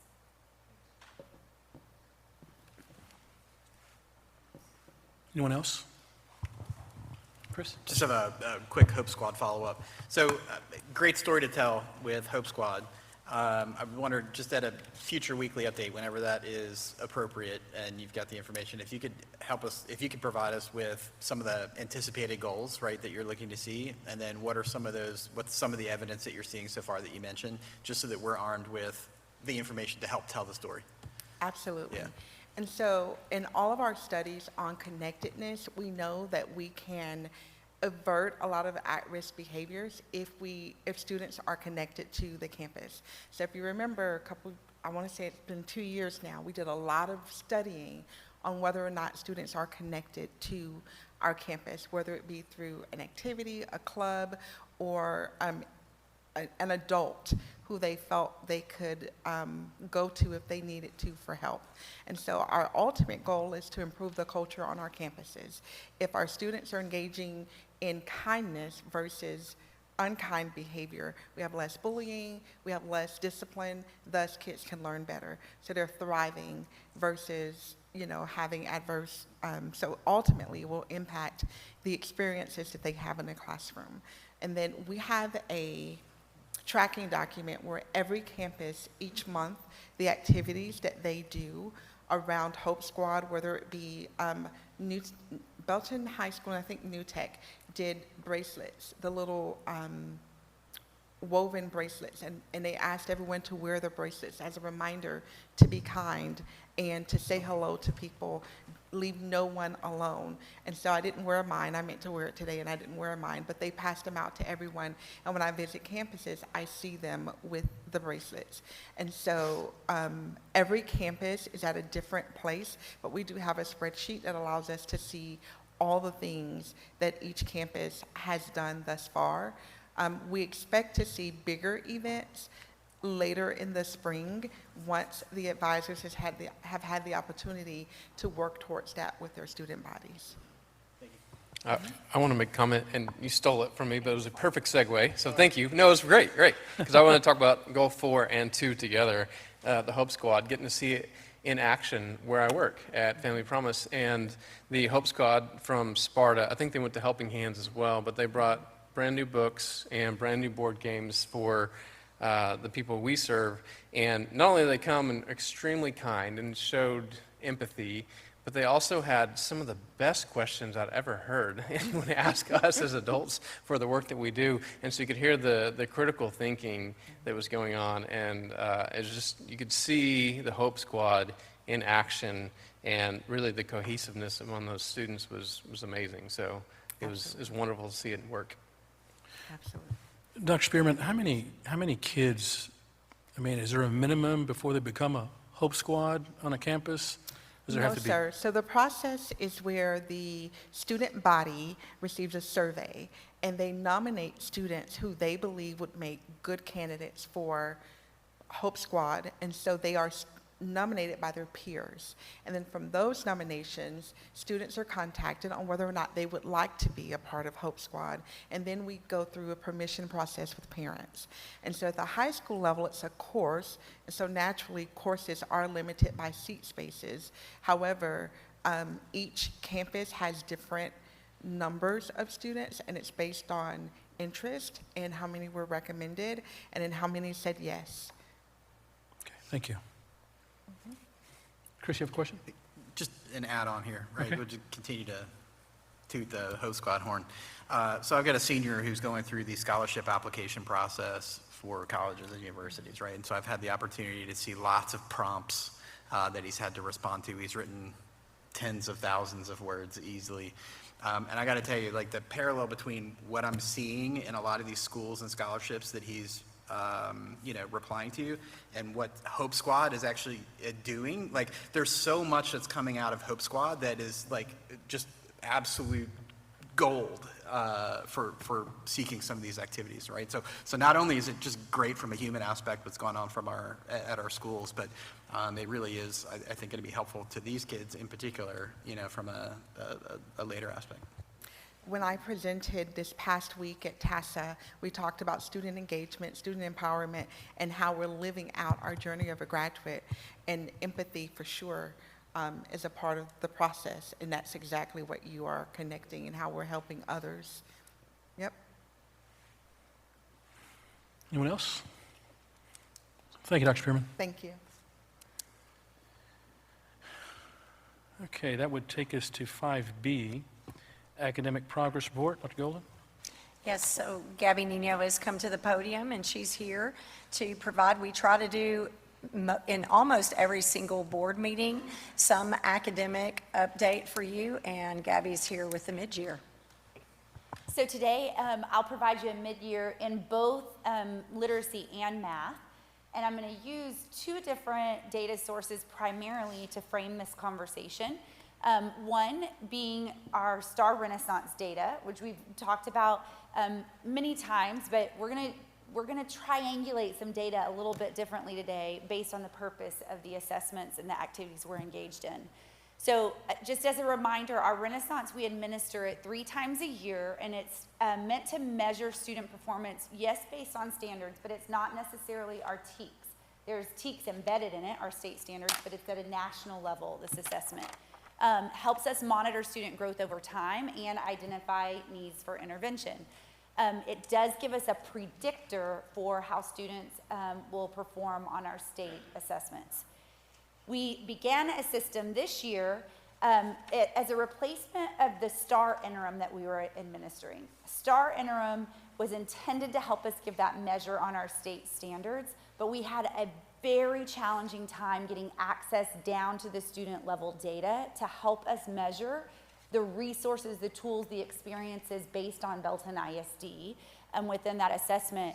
And so we shifted to a district benchmark this year that we'll give 2 times a year, and it's a snapshot based on our scope and sequence to help us provide information at the classroom level, but also allow us to make system changes in a different way than we have before. And so we're going to talk about our data through the lens of those assessments.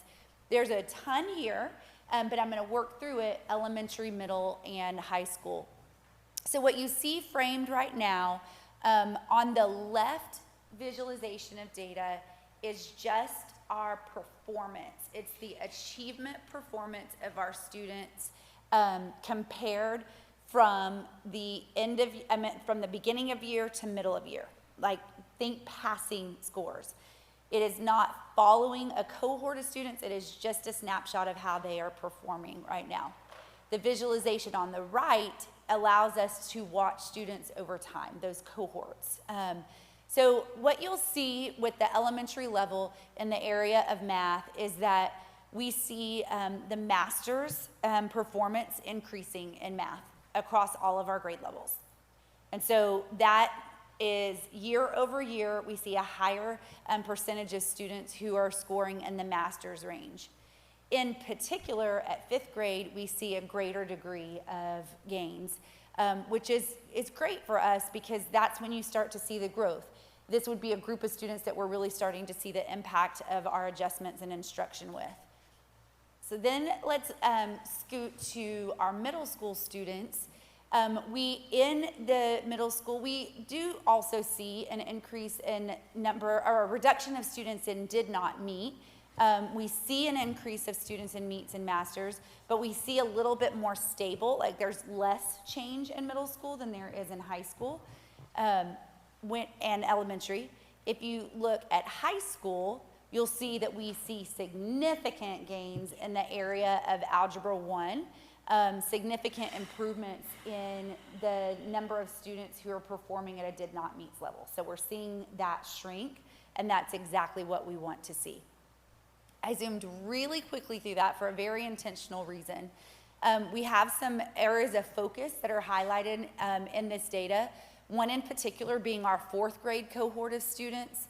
We see an increase in students in that 4th grade group who are performing at did not meet. That is a concern for us, but when I show you the trends that have emerged, we have some really high quality action on that. The did not meets rates stayed kind of stagnant, as I mentioned at our middle schools, and the movement from approaches to meets is inconsistent for us. We want to see students who are currently in the approaches range moving to meets and masters. Our goal is to get as many of our students into the meets and masters range, as well as reduce who's not meeting our standards. So let's talk just a bit about what we can pull like high level from that.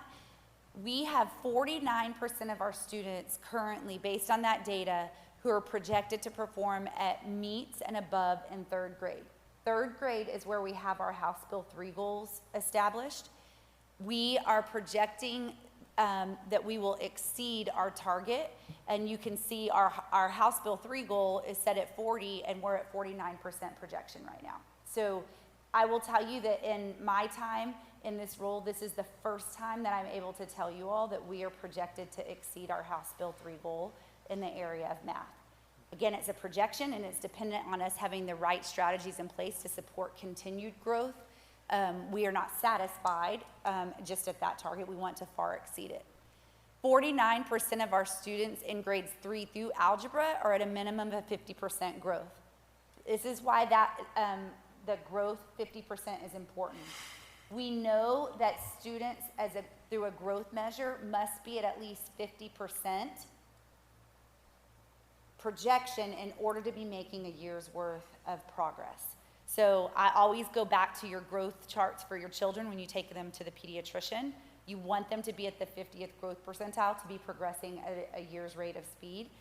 We are following the same growth trajectory in our data, setting a 50% target, and we are on track to meet that goal with our students. What we're also proud of is that 100% of our student cohorts in grades 3 through 5 demonstrate growth in master's level performance. So for us to be increasing the percentage of students at master's level in 3 through 5 is a celebration for us that we also have not been able to say historically. Now here's where I get really excited instructionally. The percentages, the numbers are one thing, but what we want to be able to do is say, what is that telling us instructionally? I've talked to you for the last couple of years about priority standards. On the far right, you will see a single high priority learning standard that has been identified at each grade level as the highest yield. If we can really make growth there, it'll significantly impact our student performance. These are also areas where we're having greater challenges. By looking at these priority learning standards at every grade level vertically, we were able to pull out a common thread that tells us we have a similar challenge across our system that we are able to address. And the common thread is that our students have experienced some challenge moving from concrete into abstract problem solving. We see strengths in the concrete, we see some challenges in the abstract, and so we know we can put strategies in place to address that. This summer when our teachers went through the Math Academy, it came from their voices. We need a shared problem solving model in our district that will help with that will help us move our students from the concrete representation into abstract. And you can go into classrooms across our system now that have a shared problem solving model directly from the mouths of our teachers, directly pulled from our data, and it is supported in the data that we're looking at now. So what you see just visualized here is that priority standard progressing throughout our system, and the thread that connects all of those is a need to focus on moving from representing numbers in a concrete way into applying those in a problem-solving abstract thinking. Okay? So that's in the area of math. In reading, I'm going to move a little bit, I'm going to follow the same train of thinking here, and we're going to start with elementary. Again, we see our masters in elementary school in each cohort growing. So at all levels in literacy, we see masters growing across cohorts. We see the reading performance shows positive outcomes across all grade levels. We just see a little bit less change. So the scores across all of our grade levels are stagnant. They're not bad, they're positive, but we're not seeing a reduction to the extent that we are in math in the did not meet range, but we're performing well in other areas. So reading continues to be our strength. We just want to see more movement in particular from our students who are at the approaches level into the meets and masters. Fourth grade is an area, again, at elementary, just like in math. We see fourth grade as a target area for necessary attention in our elementary schools. Let's move into middle school. The trend is very similar at middle school, where we are staying fairly consistent with performance. We're not seeing a significant amount of change. We do see reduction in the students who are at did not meet at all levels, but we just want to see an increase in that reduction. And at high school, I could really give you extremely similar talking points. We are maintaining consistent performance. You can see the percentage of students that did not meet is very low. It's at the lowest level in our high schools from any other grade level. And we are going to continue emphasizing that, wanting to see increase in the percentage of students at meets and masters, but we have absolutely seen gains in those areas at the high school level. So in overall, like pulling out the big trends with numbers in reading, 60% of our students in third grade, which is our House Bill 3 goal, are projected to be at meets or above. That already exceeds our House Bill 3 goal that was set at 52%. And so at mid-year, our projections are reflecting that we will exceed our House Bill 3 goals. 51% of our students in third through English 1 are at a minimum of 50% growth. Same mindset in literacy that we discussed in math. And so in that area, we are exceeding our goal. And again, 100% of our student cohorts in grades 3 through 5 have increased the number of students who are performing at master's level. And so there's some positive insights in this data for us to celebrate. We took the same approach in reading that we did in math to identify vertically what are the priority standards that are emerging that tell us some trends in our system. And what we see in this trend, similar, but I'll tell you where the similarity is and the distinction. The similarity is that there's this idea of moving from concrete to abstract. What that looks like in literacy is very straightforward thinking in third grade, where I just need to write about informational text. And this is the first time we're really assessed in that way. As you see progressing through the grade levels, the complexity of thinking increases dramatically in fourth grade, where our students have to read 2 passages, analyze that text to understand what's at the core ideas of that text, but then respond to questions in writing that compare the core purpose of each of those texts. That's a really complex, layered thinking that students have to apply, and it just progressively advances through different genres of text in our system. Short answer here on what we need to focus on is critical thinking. We can't just read the text and respond to level 1, what we would call them questions. Our students have to be able to think critically, analyze text, analyze information, evaluate the text, develop arguments about the text, and then engage in a questioning process around them. So the data, while we see growth, we are proud of the projections. The data also reinforces that we need to maintain focus on critical thinking and really dig into those areas that we have highlighted need for us. So strategic responses for us. By being able to look as a result of having a comparison of the Star Renaissance Screener and our internal assessments, we're able to celebrate practices a little bit more and zero in on the practices that we need to replicate. So we see some systems and some of our practices resulting in a closing of the gap through the did not meet lens. We're moving more students out of did not meet than we have before. And so we want to celebrate that and ask ourselves what's happening that's resulting in that reduction. And we would argue that it's a consistent problem-solving model that has been named as a need by our teachers and affirmed by the data. And so we want to make sure that we're replicating the use of that model across our system. We also want to capture specific campus practices that we know are yielding the highest growth. In our data, we see some specific places and locations that are really yielding a higher degree of consistent growth. And when studying those practices on those campuses, we can see that it's very strong PLC cycles, meaning how their teams are coming together to look at the data and plan in response of it in professional learning communities. We see that the way campuses are scheduling their intervention services, using their entire grade level teams and teaching staffs, is really yielding more consistent growth. And so we want to replicate those practices and make sure that they're in place. And the consistent use of progress monitoring is what's yielding growth in very specific places. So we're digging in to celebrate practices as well as replicate them. We really need to prioritize as a system for the spring some very specific action, specifically in rigor checks. I mentioned to you across both math and reading that movement from students who are currently in an approaches scoring band into meets and masters is extremely important to us, as well as keeping students who are performing at higher levels where they are and beyond. That's going to come through rigor checks. When we go into the classroom, oftentimes we can focus on students who are experiencing difficulty. We have to be focusing on students who are also already demonstrating academic success and the experiences that they are having in the classroom.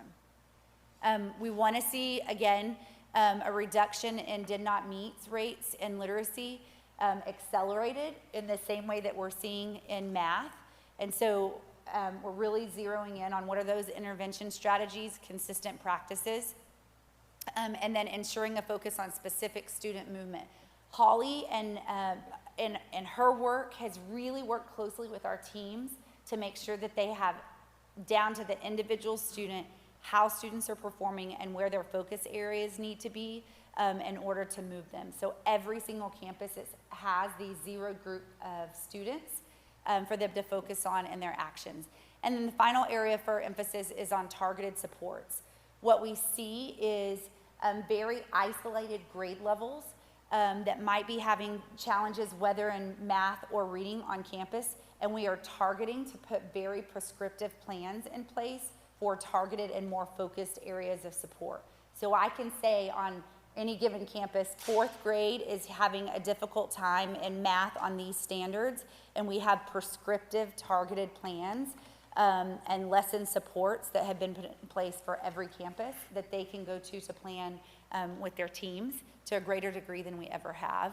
And then an emphasis with our campuses on the highest yield strategies for specific populations. For example, students who are emerging bilingual students, we have really been studying the practices that need to be in place to support those students, and those are look tos and look fors in classrooms with students in targeted areas.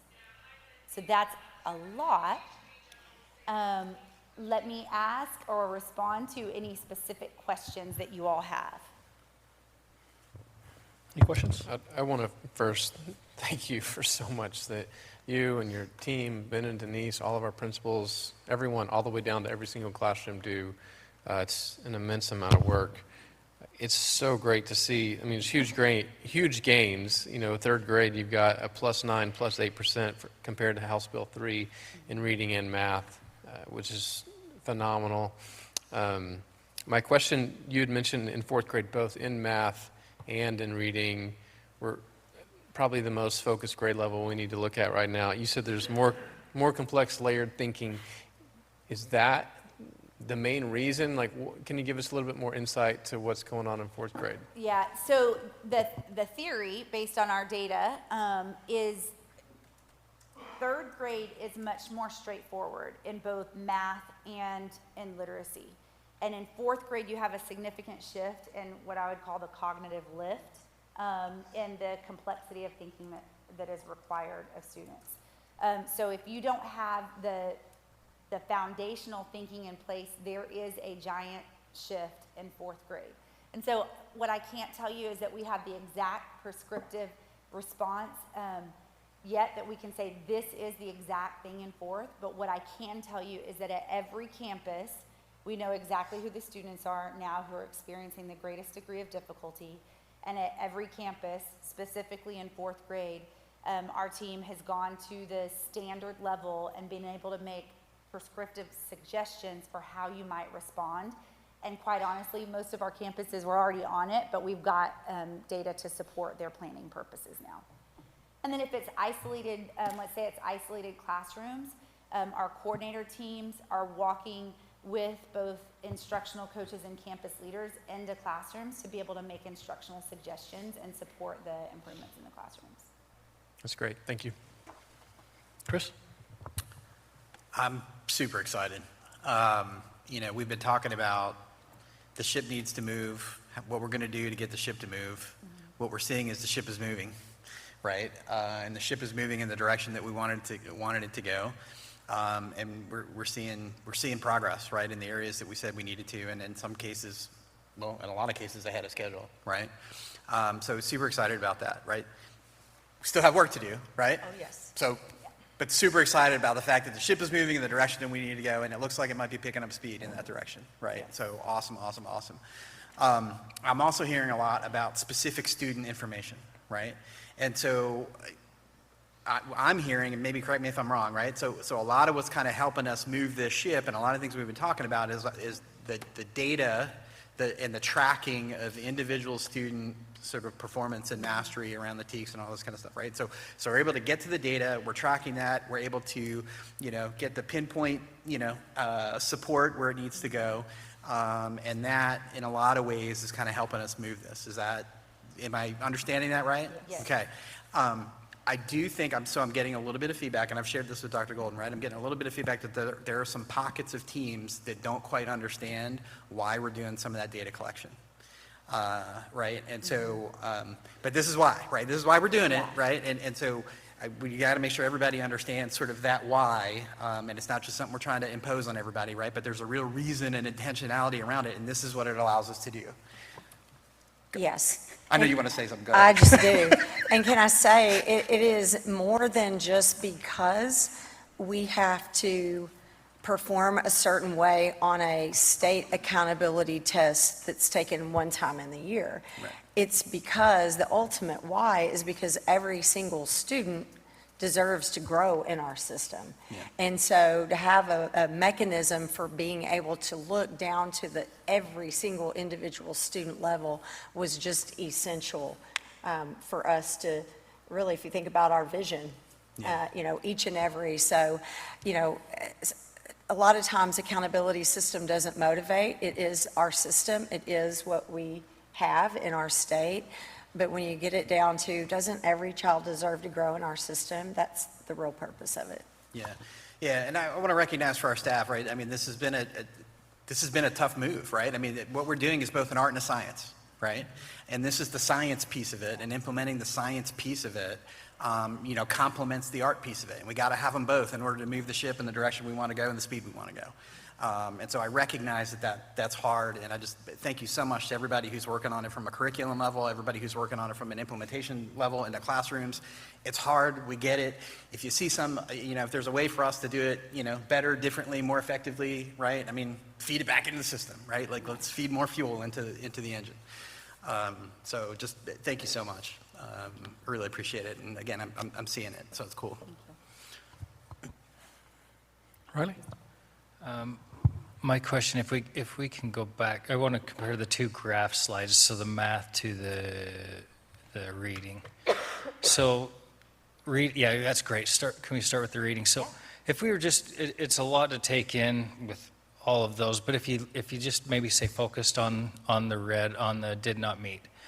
If you look of when a student comes in with us for, or not comes in, but starting at third grade all the way, I mean, that's great. That shows that the more time a student has with us, 19% all the way down, only 7% do not meet once they're in English 2.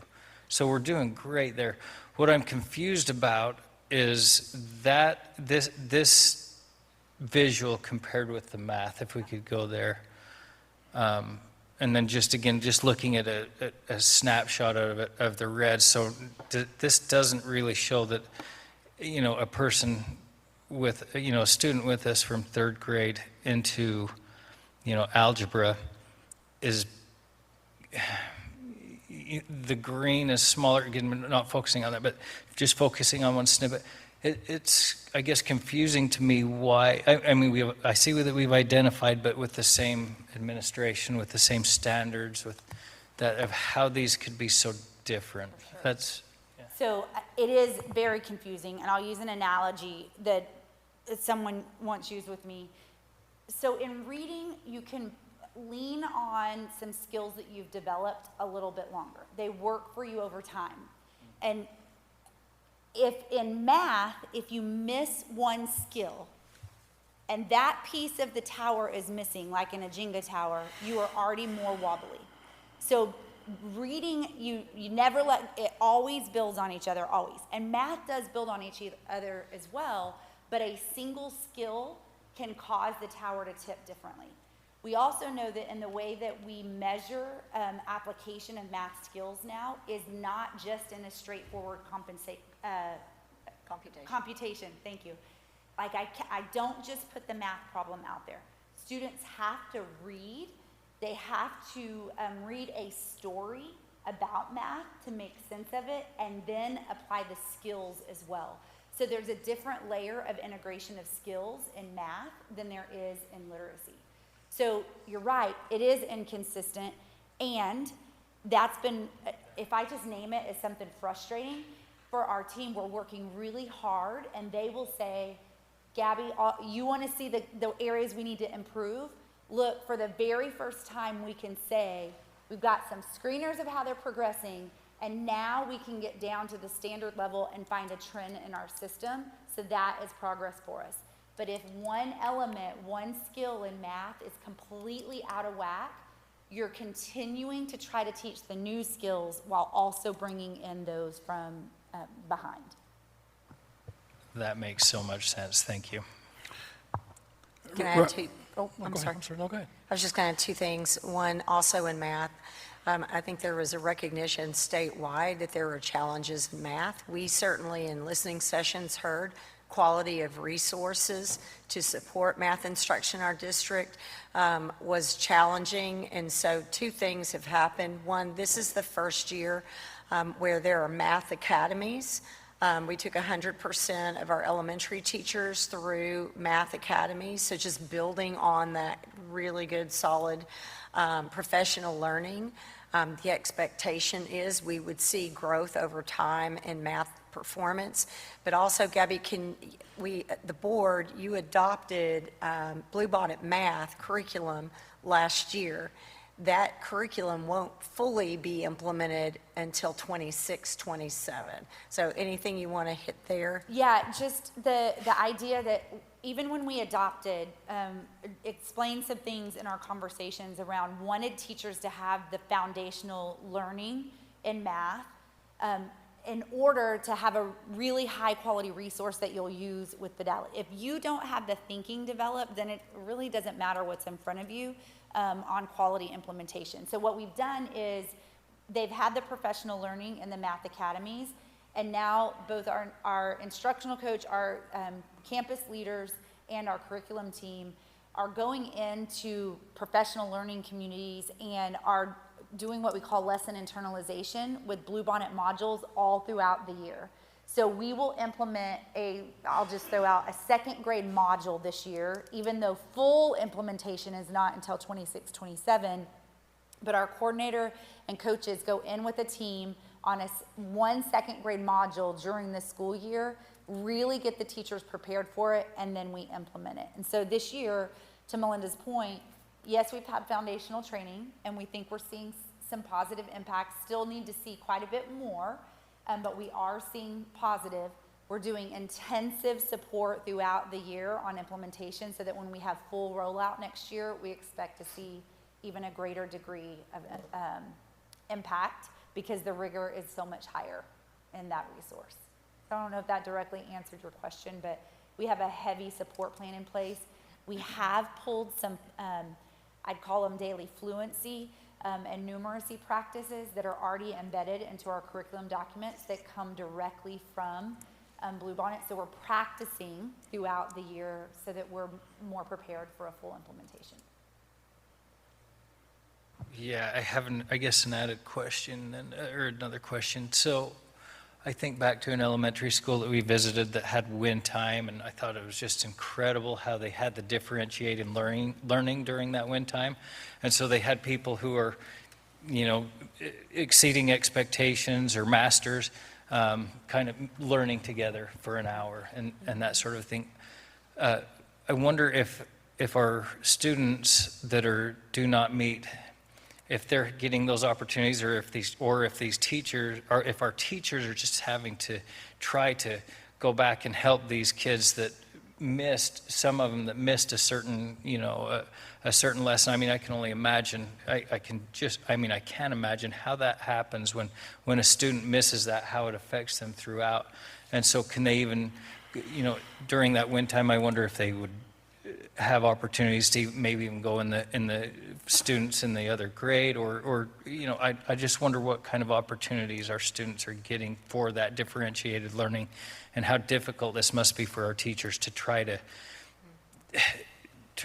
to meet all of those needs when they may have been missed in a grade before or throughout. For sure. So Mr. Beck, you're actually highlighting the celebrate and replicate right now.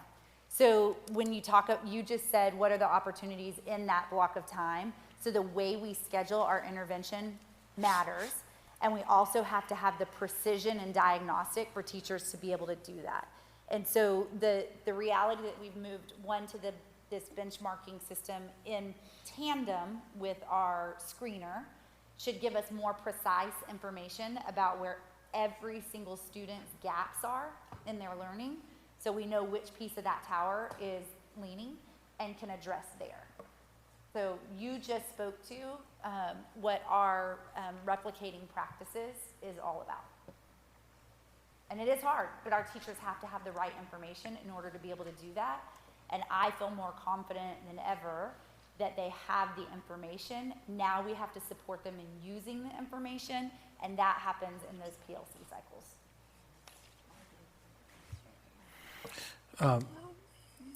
Gabby, I think I understood your response to Riley's question. And Riley, I want to make sure I understand your question. When you're looking at those slides with the reading compared to the math, your concern was the red's not going down, right? Yes, it's the trajectory, Okay. the overall trajectory of, in reading, a student, it shows clear growth. In math, it really doesn't. But I think I understood your response to that in terms of why the red looks like it's going up, but there are some positive results in that slide anyway. Yes. Nevertheless, right? Yes. So Okay. the positive is that our number of students who are not meeting standards is getting smaller, but the inconsistency still exists, and it's going to take us time to change that. And even beyond the state having those same challenges, this is a national conversation that's going on that is persistent across the nation. But I think Chris's analogy about the ship taking off, right, I think is accurate. I've listened to you talk about this, several times, and correct me if I'm wrong. I don't know if I have a question or a comment, right? But it seems to me like now more than ever, we're staying ahead of the curveball. You know what I mean by that? In our practices? Yes. Yes. So, I mean, that's what's thrilling to me about those visuals. I don't like it. We still have significant growth to make in math, but I feel like we have an information in a different way now that will help us stay ahead, to your point. I have the information to respond Right. in our scope and sequence, in our resources, most importantly at the student level to their needs. Yeah, we're getting right down to where the problem is. Yes. Right. We now have the individual scouting report on Yeah, the hitter. yeah, we're and the right. pitcher. We're right in the midst of things. We don't have to. Where are we falling? Where are we falling down? We know where it is, and we're addressing it right away. Yes. Yeah, I mean that's what I'm seeing. I mean, is that accurate? Is my It is assessment accurate. correct? Yes, it is accurate that we have the information we need to be doing that. Now, our job is to hold ourselves accountable and to support the teachers in being able to do that. Right. And I don't think over the years, I don't think I remember drawing that conclusion more than I am now, which is a very positive response. At least it is for me. Thank you. Okay. Chris? Sorry, two last things. So first, attendance matters. There's my plug of the day. The more you know, attendance matters. Right. Yeah. Don't want to miss math, guys. Attendance matters.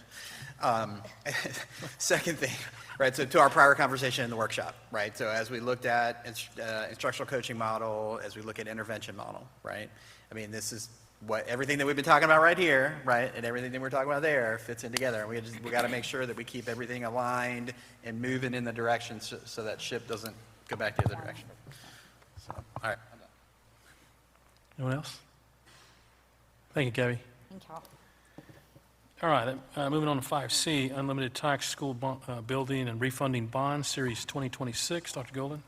Yes, Jennifer Ritter is our financial advisor. She's going to come to the podium.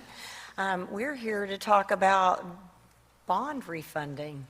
So we have a couple of bonds that are callable, and she's going to talk through that process with us. So thank you for your patience this evening. Yeah, of course. It was lovely to hear all the awards and the legal stuff that I didn't understand at all. So that was nice. So this is not an action item. It's just a briefing for the board about an upcoming potential to do a refinancing for savings, while at the same time selling the bonds that were approved by the voters for technology.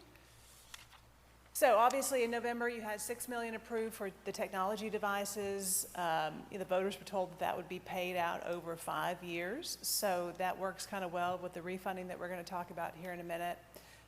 Preliminarily, we're looking at an annual payment of about $1.3 million per year from 2027 to 2031.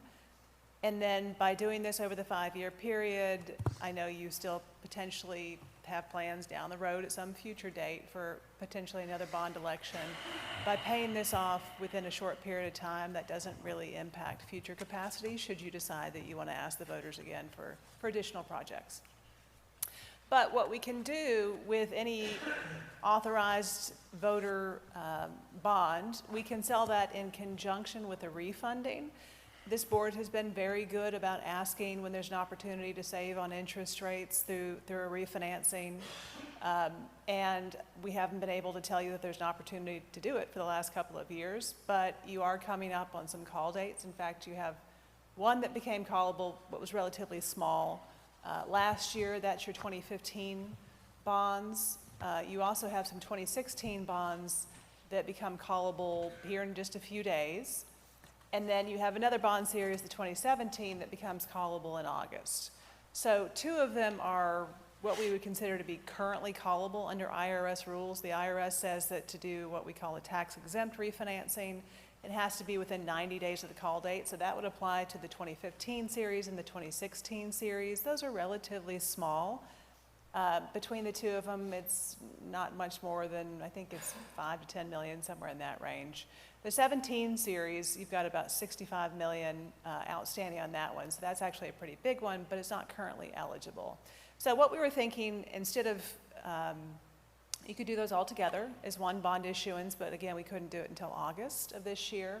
Or if you're ready to move on the technology projects, let's go ahead, do the technology projects, get the funding in place, and at the same time take these 2 smaller refundings as one bond issuance to save cost of issuance together with the technology, and these 2 smaller pieces, the 15s and the 16s.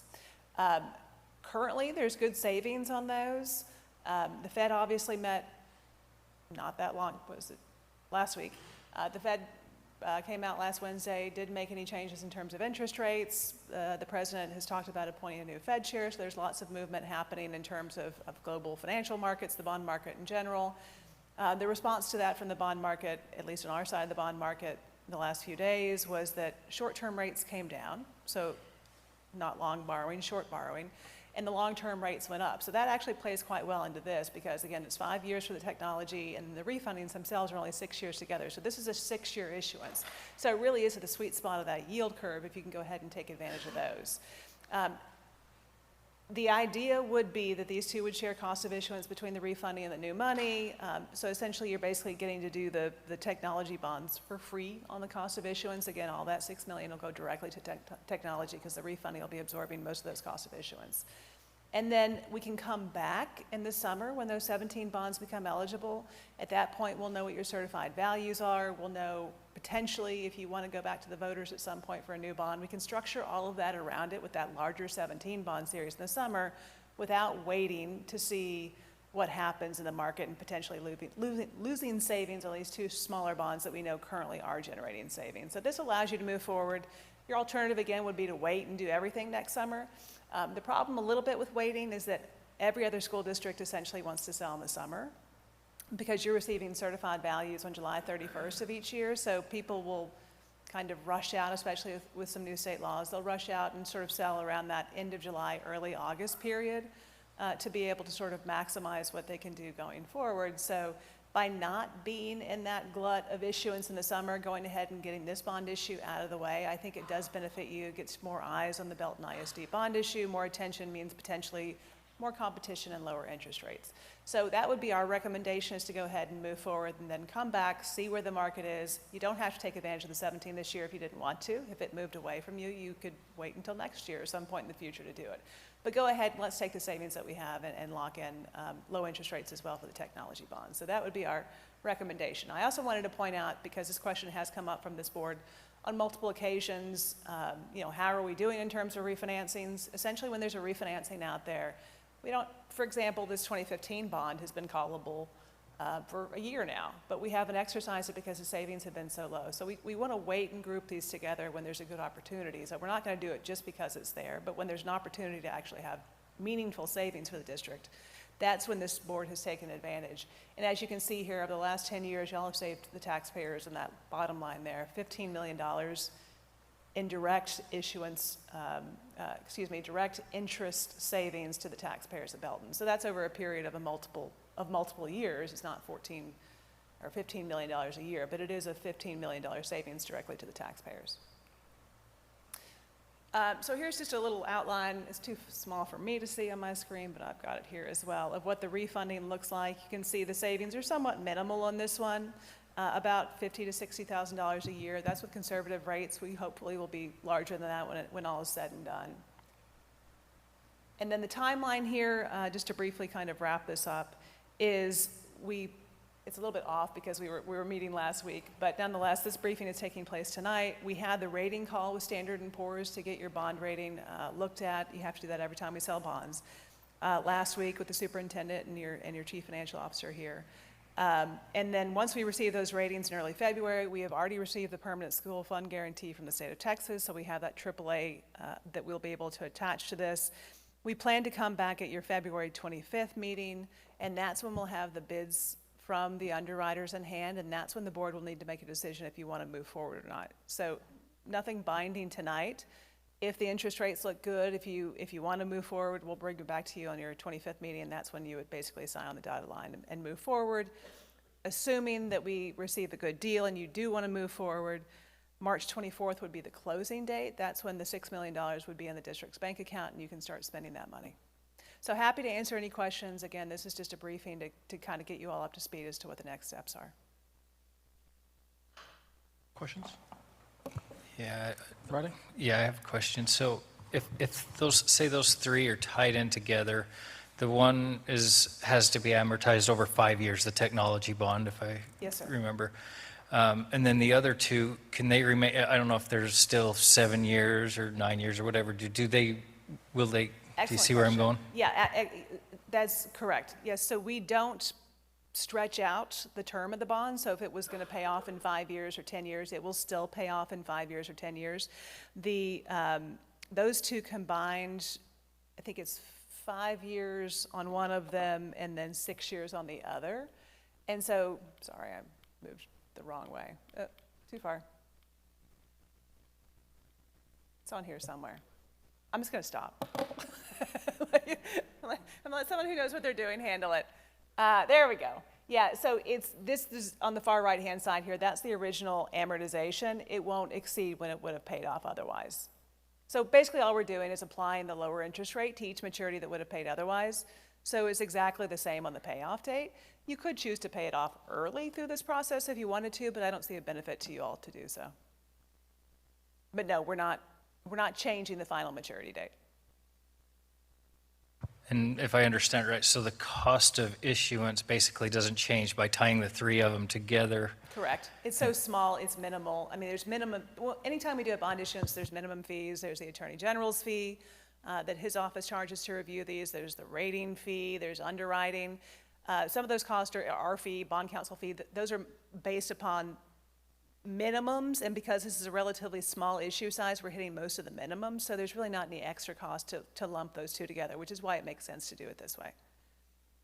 Sorry, one more. And then course. as far as I can tell, the only downside would be if someone is trying to project the market, the new Fed, the different, is that? Absolutely. The only downside in this situation is that if we'd waited, it could have been better. 100%, that's correct. All right, Which is thank you.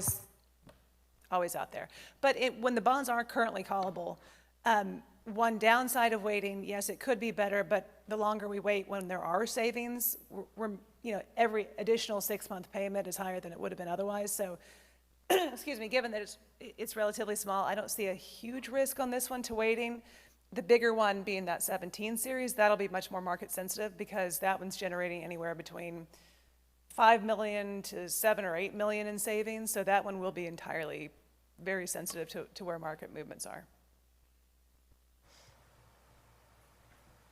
No, excellent question. Chris? Thank you. Just one more slide back, right? So in the last 10 years, the district successfully executed 5 refundings, saving the district taxpayers almost $15 million, right? So I just needed to hear that again. Yeah, I mean, Can you talk to real quick, like, how does the average taxpayer see that? So, two ways.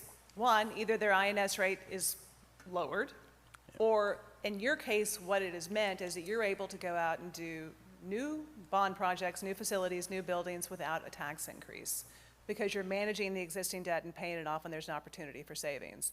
So you could do it either way. In districts that aren't fast growth, they may see a little bit of a savings on their tax bill. Of course, you lowered yours anyway. But in your case, it allows you to manage what you need going forward without having any impact or increase on the taxpayers. And I will point out that that's not, that last bullet there, obviously the market moves, savings are sometimes just what they are. But also part of it is that you've structured your debt to, in a lot of cases, the typical market call option is 10 years. We've structured some of the Belton ISD bonds to have a 9-year call, an 8-year call, have these opportunities. We've waited on some bonds because they didn't make a lot of sense, even though the refundings were there. And Melissa's getting all these proposals from underwriters. They're like, hey, take advantage of this refunding. It's like, no, we're going to wait and see what happens and combine it with our larger plan. So a lot of that is luck, but a lot of it is also good planning from the district and making sure that you are managing as best you can to do it when it's meaningful to the taxpayers and not just take any savings because they're there. But yeah, that's a lot of money. Yeah, thank you. Anyone else? Thank you, Jennifer. All right, thank y'all. Thank you, Jennifer. All right, moving on to item 5D, 2022 bond report. Dr. Golden? Yes, Dr. Morgan's come to the podium here to give you an update as we're working towards closing out the 2022 bond. So he's going to give you an update on where we are so far. Thanks, Dr. Golden. Board, I don't think that we are at our final report, but we're much closer than we were at the first report in the summer of 22. So just a few things on the bond, and I really want to give the updates on the things that have changed since the last update we gave. So if you look at the construction projects update, really where we're at tonight is a big night for 2 projects, Southwest Elementary and Lake Belton Middle School. We do have in consent agenda deductive change orders for both of those, meaning that money coming back to the bond program from the GMP. And then we also have final closeout and final pay applications for both of those projects as well. So something definitely to celebrate. And then we anticipate next month that we'll be able to bring back Belton High School final pay application and closeout, and also a final deductive change order from the Belton High School additions and renovations project, as well as a closeout on the access control project that was part of the safety and security project. So we are rapidly coming to the end of our final closeouts from our construction projects, and then also to our final MEP roofing and interior finishes, and I'll speak a little more closely to those in a second. We, just to review these very quickly, we did have our final bus purchase this year. We added 38 new student buses to our fleet over the course of this bond. We did it in 3 purchases so we could spread those out so that they did not all age out at the same time 15 years down the road. And then we did have the 4 strategic land purchases, 2 elementary school sites and an additional purchase to our 61 acres at Charter Oak. Now we have over 80 acres at Charter Oak. The technology infrastructure that was primarily part of the construction projects. This is the one that we've had some moving parts on since our last bond presentation. I still have the Pirtle Elementary project in black. If you remember, in November we came back with a construction delivery method of competitive sealed proposal for Pirtle. That is going to be summer work because it is intrusive and it does involve some construction as well as HVAC equipment. And I think we've talked about that as well. It's not where the others, the majority of those were able to be done over holiday breaks and weekends. That one cannot be done in that way. So we will come back with a final estimate for labor and installation on that project, and we anticipate doing that over the summer. We also had very busy crews over Thanksgiving and over the Christmas holiday. Our New Tech, Bex, Sparta, and BMS had dozens of new air conditioning units put into those campuses over the Thanksgiving and Christmas holidays as well. So we were very, very appreciative of that work that was done. And really, we're down to the closeout of 2 construction projects and the Pirtle Elementary, and then the replacement of some traditional fluorescent lights at Lakewood Elementary and BMS with fluorescent fixtures in our classrooms. That's really what we're down to on the prescribed 22 bond program. I did put this in. It's often noted. We've been studying this, and I'm sure that construction managers, architects, school districts, municipalities all over have been looking at what really kind of happened during this bond cycle from when our bond passed in 22 until now. Here we are at the end of 25, beginning of 26, and I won't go into this in a lot of great detail. But historically, there was only a slight difference between typically in construction inflation and between just general consumer inflation. And what we saw during the aftermath of the pandemic is even still today, we're still seeing about a 2.2% gap between those, whereas it used to was about a 0.5% to 1%. But when we were doing the majority of our design and pricing, we saw anywhere between a 9.5% to a 4% gap in those types of inflation. So, where we really felt it was in labor costs, and we really felt it in a lot of the equipment items, especially those that had long lead times, and then in some of the materials costs as well. So we definitely felt it. I'm really proud of our team, not just our team, our Belton ISD team, but also the team of partners that we assembled throughout this bond to mitigate inflation to the greatest extent possible. But it was definitely a factor in carrying out and executing this bond program. I wanted to go back and just kind of recap and on this slide, and I'm not going to individually go through each project, but just to kind of an overall picture of what all our Proposition A of about $168 million that was included in the bond, and that we are at a point where when we finish the Pirtle HVAC and we finish the last couple of campuses with LED lights, that we will have fulfilled the projects that were originally presented to our community. And a lot of hard work went into this. We worked with 5 different architecture firms. We worked with 5 different contractors and construction managers, dozens of design consultants, dozens of stakeholders, internal stakeholders, including teachers, hundreds of subcontractors, and really 4 departments were instrumental in this. Our construction management, under the direction of Steve Berry, and in our business office, purchasing and technology. I think if you go up and down the list, those 4 departments have been involved in each and every one of these throughout the bond program. I do want to hit some highlights, some bond by the numbers. We are here, to celebrate that with the exceptions that I just mentioned, we will be able to fulfill 100%. We did not, we managed the inflation. We worked through the inflation. We did not cut projects from our bond program, and I think that's something to be celebrated as we get closer to the end.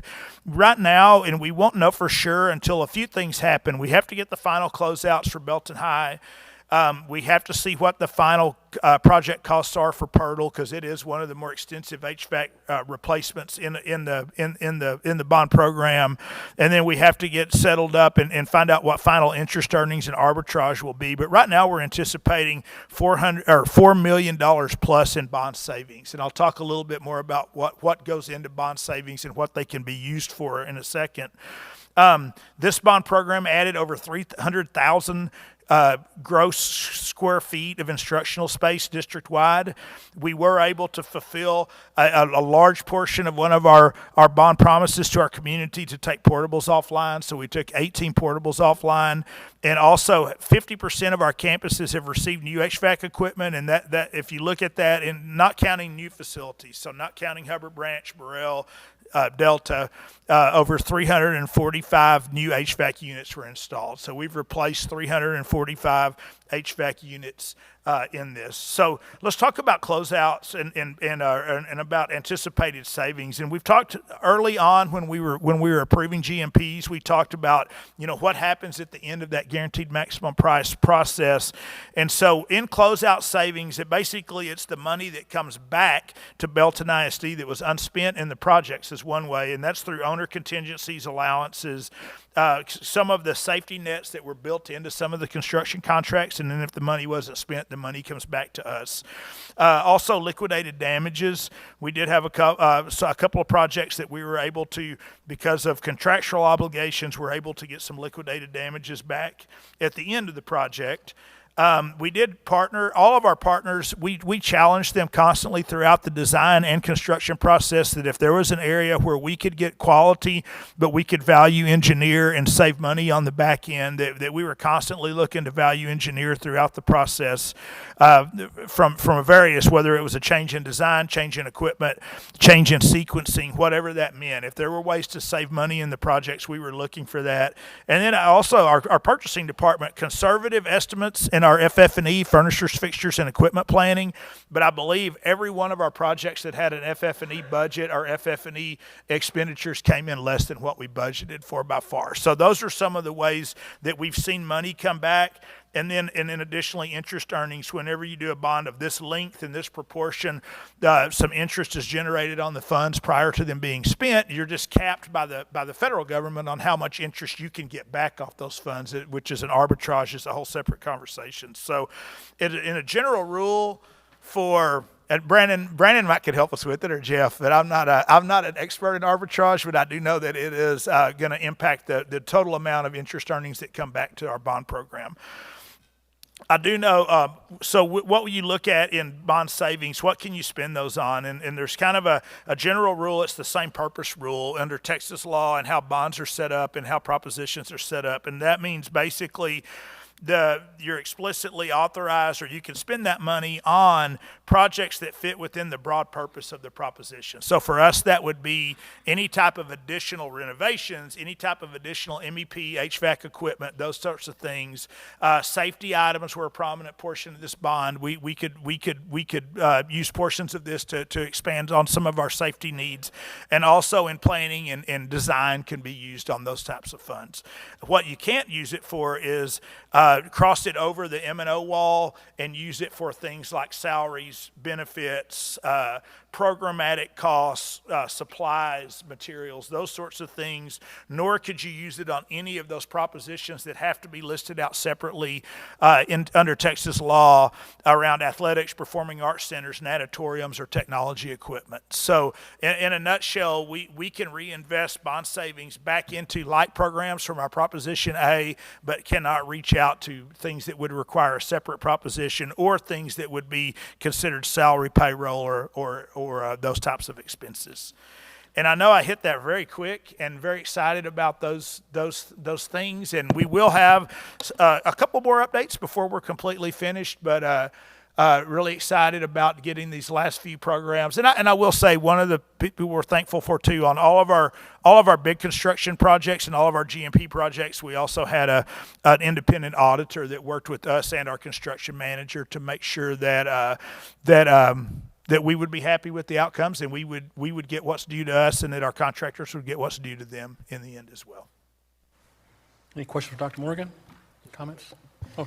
Look, we should not have been able to complete 100% of the projects from this 2022 bond project in the environment that we were in. Like, we should not have been able to do that. Most Right. didn't. And yeah, right. I mean, most school districts that went out around the same time could not finish those projects. And so hats off to you and the team. Right. I mean, just always looking for a way to make it happen and to audit it and keep it, to keep it on the straight and narrow. I mean, it's amazing that we were able to complete all these projects and hit that almost anticipated, $4 million and change potentially around bond savings. So absolutely amazing. So thank you. Thank you. I was going to say, very similar. I mean, this is a wonderful example of our district doing the very best we can to maximize every single dollar and to steward what we have from this community. So just like Chris said, thank you so much for all the hard work that you've done. I'll echo, I mean, we sequenced some of the projects to see, I mean, it was challenging, especially on some of the bigger projects. And like I say, we had great partners, and some of our bigger projects, we were really able to see some returns and some money back into the bond program on those. Thank you. Thank you, Dr. I Moran. feel like I should just say something, because I was on the bond committee and I was ragging on, I sometimes in my personality, I can get super focused on one thing. And so there was one of our smaller projects that I really honed in on. But to see that $4 million, big picture, overall, phenomenal. And now some of the breathing room and the additional work that can be done in our buildings, I'm just super excited about that. So I think everyone, I need to talk to Steve and say good job, because I'm sure so thanks. Especially in a lot of the horrific inflationary Yes. environment. And I do have to say thank you to Mike Morgan and to Steve Berry, absolutely our partners too. But we have sat in a meeting pretty much every single week on Bond 2022 and just really closely monitoring it. And so I'm super thankful for Mike and Steve and your leadership through this. All right, that takes us to item 5E, Board Committee Reports, Policy. Yeah, that's me. I feel like we should have a brain break and get up and do some like jumping jacks or something. Because I'm about to go over 8 policies with y'all. You ready? I'm going to hit the highlights. Because most of these changes were a result of just the new legislation that has come out. So they're still filtering through. So a lot of it are just edits and additions. So I'll just really hit the highlight for all of them. And then again, if I'm inaccurate or anything, please correct me. FFB Local, which is on student welfare crisis intervention, they added a section about promptly notifying the appropriate teaching staff after a threat has been made. And we've already been doing that. So that one was a real quick one. Next one we did was CJ Local, which is on contracted services. Again, this is a new section that was added specifically, and it outlines that any contracted services with the district are prohibited from engaging in the DEI or the diversity, equity, and inclusion duties and can result in termination. CJA Local, also with contracted services and background checks. The only thing that was added is that they added and required reporting to the policy name. That was it. So that was a really quick one. DBD Local, employment requirements. They added some sections in there that prohibit school administrators from receiving financial compensation for personal services from entities that do business with the district. So if I'm a school administrator and I am also maybe a self-contracted person that does presentations, I can't do it for my own district and get paid for it.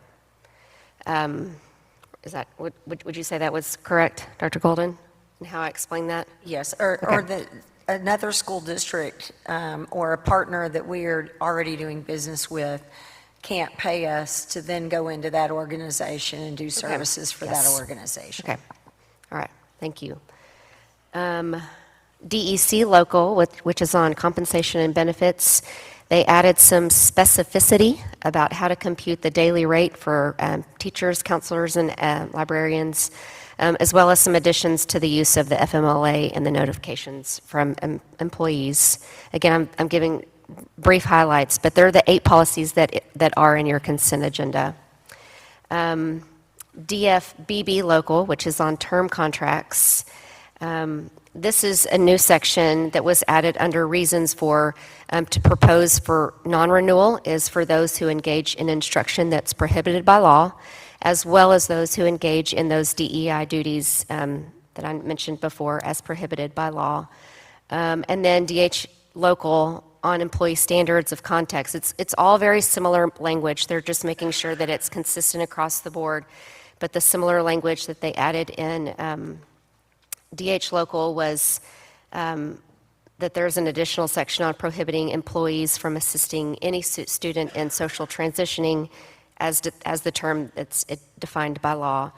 So there's just a lot of new language that's added to several policies across so that there's no contradiction. So that's why a lot of them were repetitive sections that were added in those.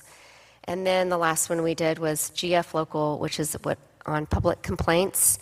And it really pertained to a lot of the processes specifically in regard to deadlines. And notably, we talked about, and again, correct me if I'm wrong in this. So so if someone has a public complaint, they have 15 days to submit the complaint. Then there's 10 days to hear it, and then we have 20 days to respond. Is that correct? Okay. Those business days? Okay, those calendar days. Calendar days? Calendar days, yes. That was it. Aaron, I do have one question. I thought I read in the packet that GF local, that the board is not going to hear level 2 grievances? Or did I misread that? Yeah, I think there was just some process changes to it. Yeah, so instead of a level 3, that someone could request at level 2 that we, did I not read that correctly, I guess? I don't think that's correct, yeah. Okay. Yeah, Okay. okay.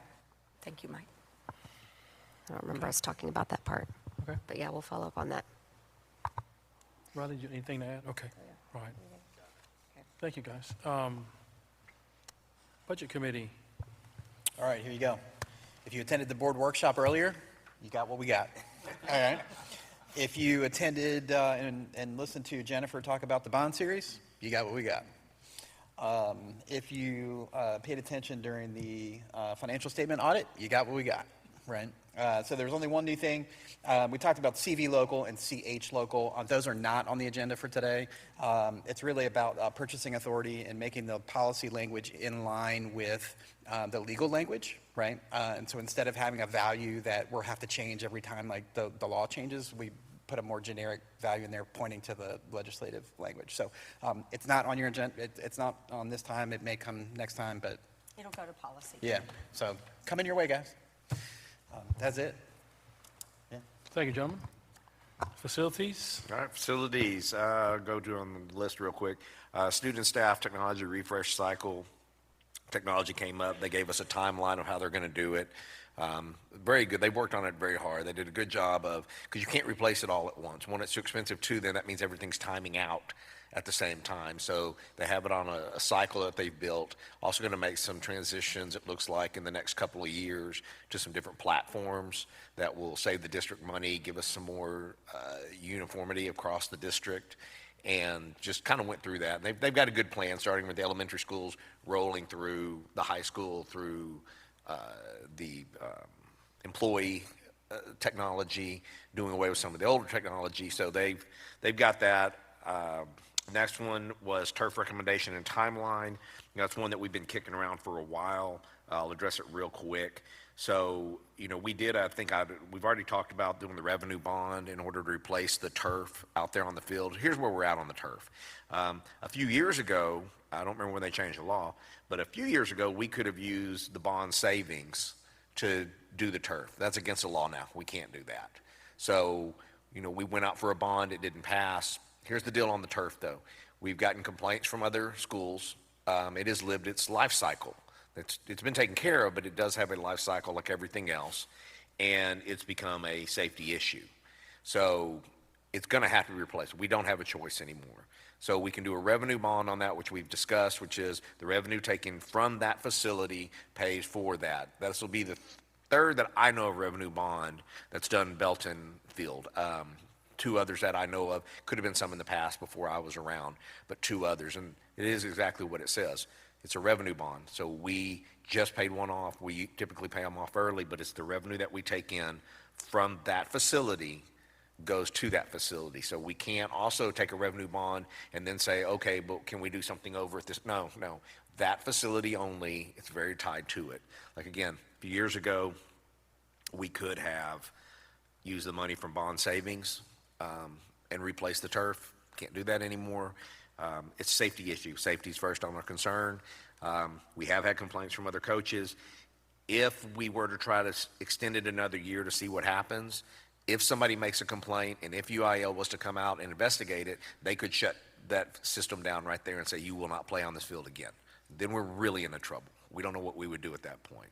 So we discussed that, the timeline, how to do the revenue bond. They have a timeline, basically could start, I wish I had it in front of me, but I want to say when they finish up like the last season or whatever they do, get it through basically by the 3 months into the summer or during the summer months, they can have it completely replaced, pulled out, put back in. They've already got it. There's only 2 vendors out there who now do it. The good thing is we know exactly how to do it now. And we can, honestly, we'll be able to replace some of the logo issues and problems that we've had. You know, when we made it into a 2 fields, we're going to be able to fix some of that stuff. The next one, the 22 financial bond update. Do y'all want me to go through everything Coach Morgan just went through? I mean, we've been here a while, but I can make it longer. We sat through that. And again, thank you all. The bond savings, without inflation, that number probably would have been closer to $10 million because we've done a great job of managing. We have great construction partners. Again, the $4 million like he discussed, you know, our hands are very tied with what we do that money. And I think we need to be very clear with that with the community as we are consolidating jobs and we're doing these hard things in budget that none of us want to do. And this started years ago at a meeting at Hubbard Branch, or Burrell actually. When we had the meeting there, it started, and I said then, this is going to get worse, guys, because it is going to start impacting, and it has. We can't use that bond savings for anything but projects related to those buildings, such as HVAC. What we can do with that, though, and working on long-range facility planning is figure out how to use that money in the most efficient way possible to spread it over some time, take care of the things that we need to take care of, into our capital inlay projects and all of that. We just have to be very careful with what we do with it. And again, also to be careful on this because we're talking about people's jobs and we're talking about spending money. And I don't like that any more than anybody else. This is not like my company where I can just take money from one account and put it over here. The revenue bond that we're talking about there, we can't take that money and use it for jobs either. 2 different buckets of money. And we need to make sure that the public understands that you know, it's not our money. We're tasked with managing this money as best that we can. We have 2 buckets, and there is no crossing over with it for obvious reasons, but it does sometimes, it hurts because we have money that we would love to be able to put back into some other things. We just can't do it. And really, that's pretty much it. Long-range facility planning next steps, we didn't really get to do much of that because the bond update and some of the other things that we talked about, but we are, you know, going ahead and moving forward with some long-range. Here's some things that we know because of the work that's been done over the next 5-10 years. These are some systems that are going to have to be changed out, chillers, units, different panels, stuff like that. Go ahead and set those up on a long-range plan that says, just like at your own house, hey, next year we're going to do this, next year we're going to do this, and that's what we're doing. At the same time, realizing that tomorrow we could get a phone call that says, hey, we just had a major AC go out, and now we have to replace it now. So, Rucker, did I miss anything? Anybody have questions? Very comprehensive report. Thank you. Chris has a question. Yeah. Oh, Chris. Can I just make a request? Like when we talk about turf, can we talk to the soccer coaches about the line pattern on the turf? And do something that's not just an absolute mess on the sidelines. So my level's here. Yeah. You're here. I don't. Yeah, sure.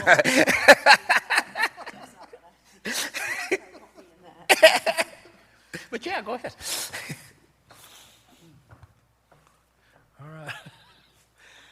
All right, then that takes us to the superintendent's report, item 5F. Dr. Golden? Okay, thank you, Board. So just a couple highlights since the last time we met. This was a fabulous day with Temple College. That's Dr. Christy Ponce, President of Temple College, supporting one of our elementary schools on a STEAM night. So lots of fun. This young woman this little girl in the picture is actually the daughter of one of our teachers, but she hung out with me a whole lot that night, and everybody thinks that's my granddaughter. And so I was like, sure, I'll take it. But you can just see some of the equipment, some of the materials that the students were getting to engage with. She and I, with the use of that incredible tool, were actually on a space station and a simulation of that, and it was incredible.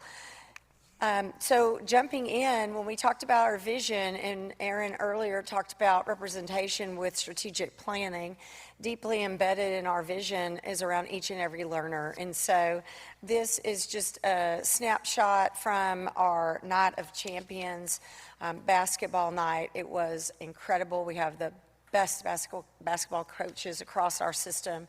And we had incredible students there helping our students have an awesome experience that night. And so just really proud of our athletic program and the importance they put on supporting each and every learner in our system.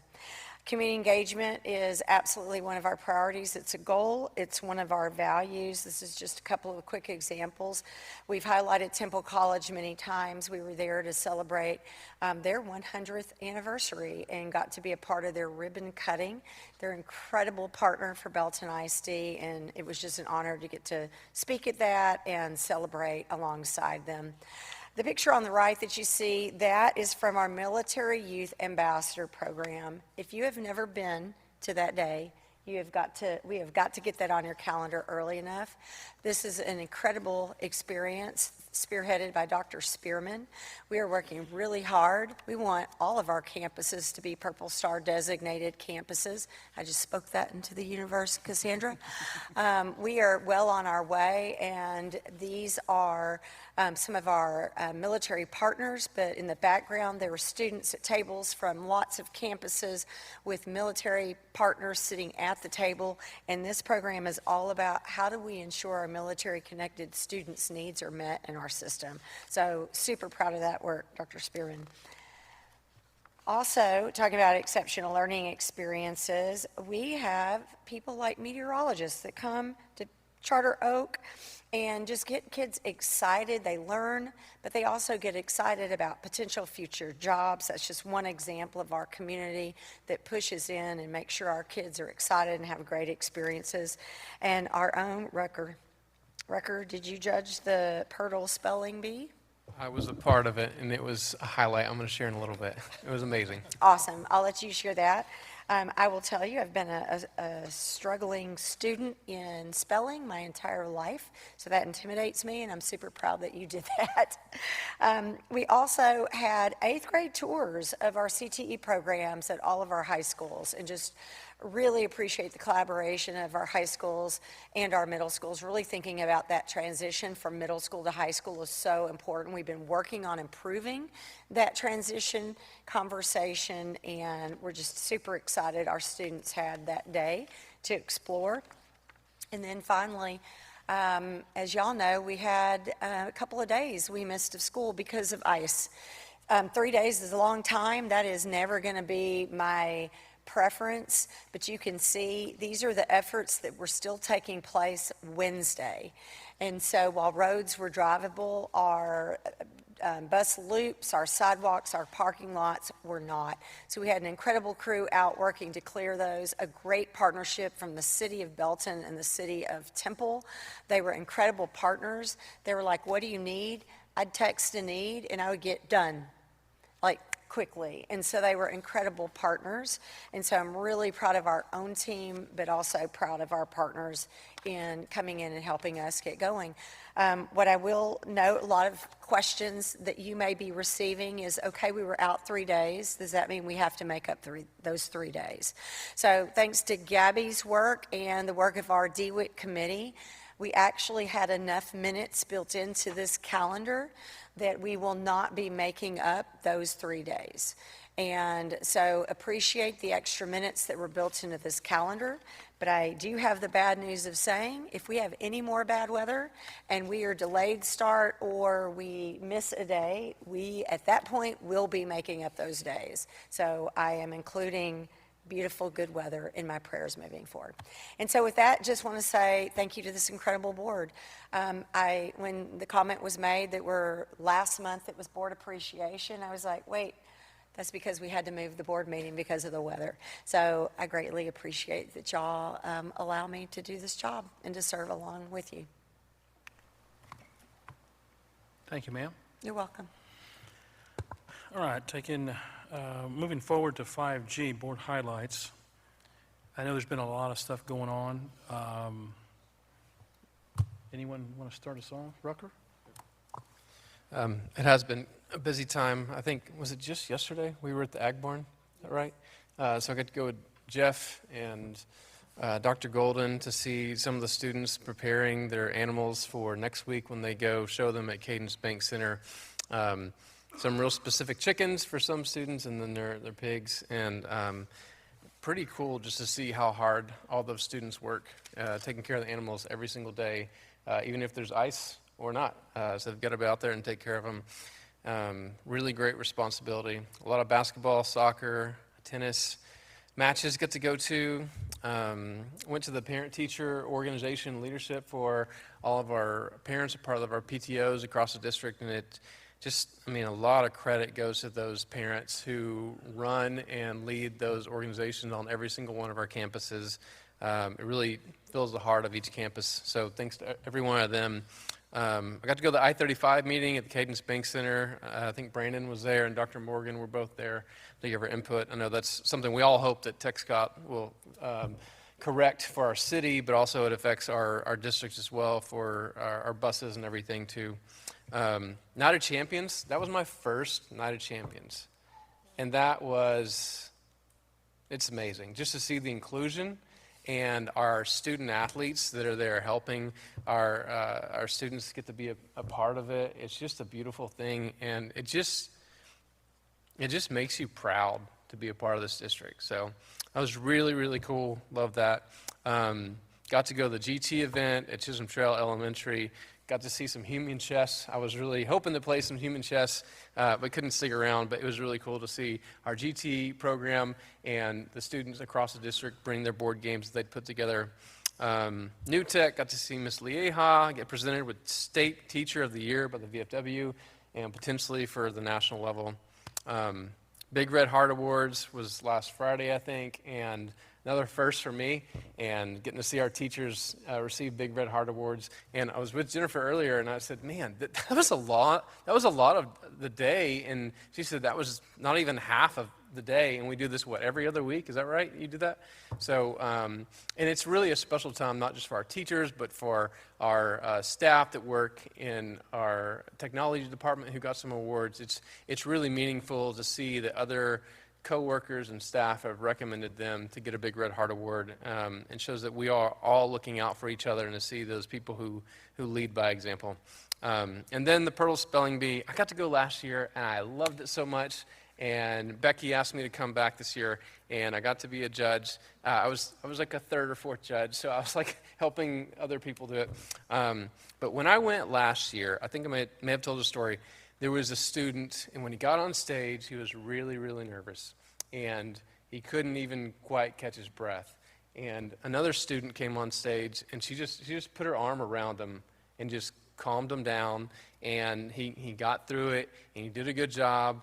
He didn't win the spelling bee last year. I don't know what grade he was in, probably second. He was there again this year, and he had improved so much. He didn't win this year. I'm going to go next year. So, but all the students did so great. And what you said, Dr. Golden, earlier about our student this at the beginning in front of a big crowd, it's nerve-wracking when you're 6 years old and you're in a cafeteria with 400 or 500 kids and parents all looking around. So definitely got to see perseverance there and just great campus quality culture there at Pirtle. So. What was the final word? The final word.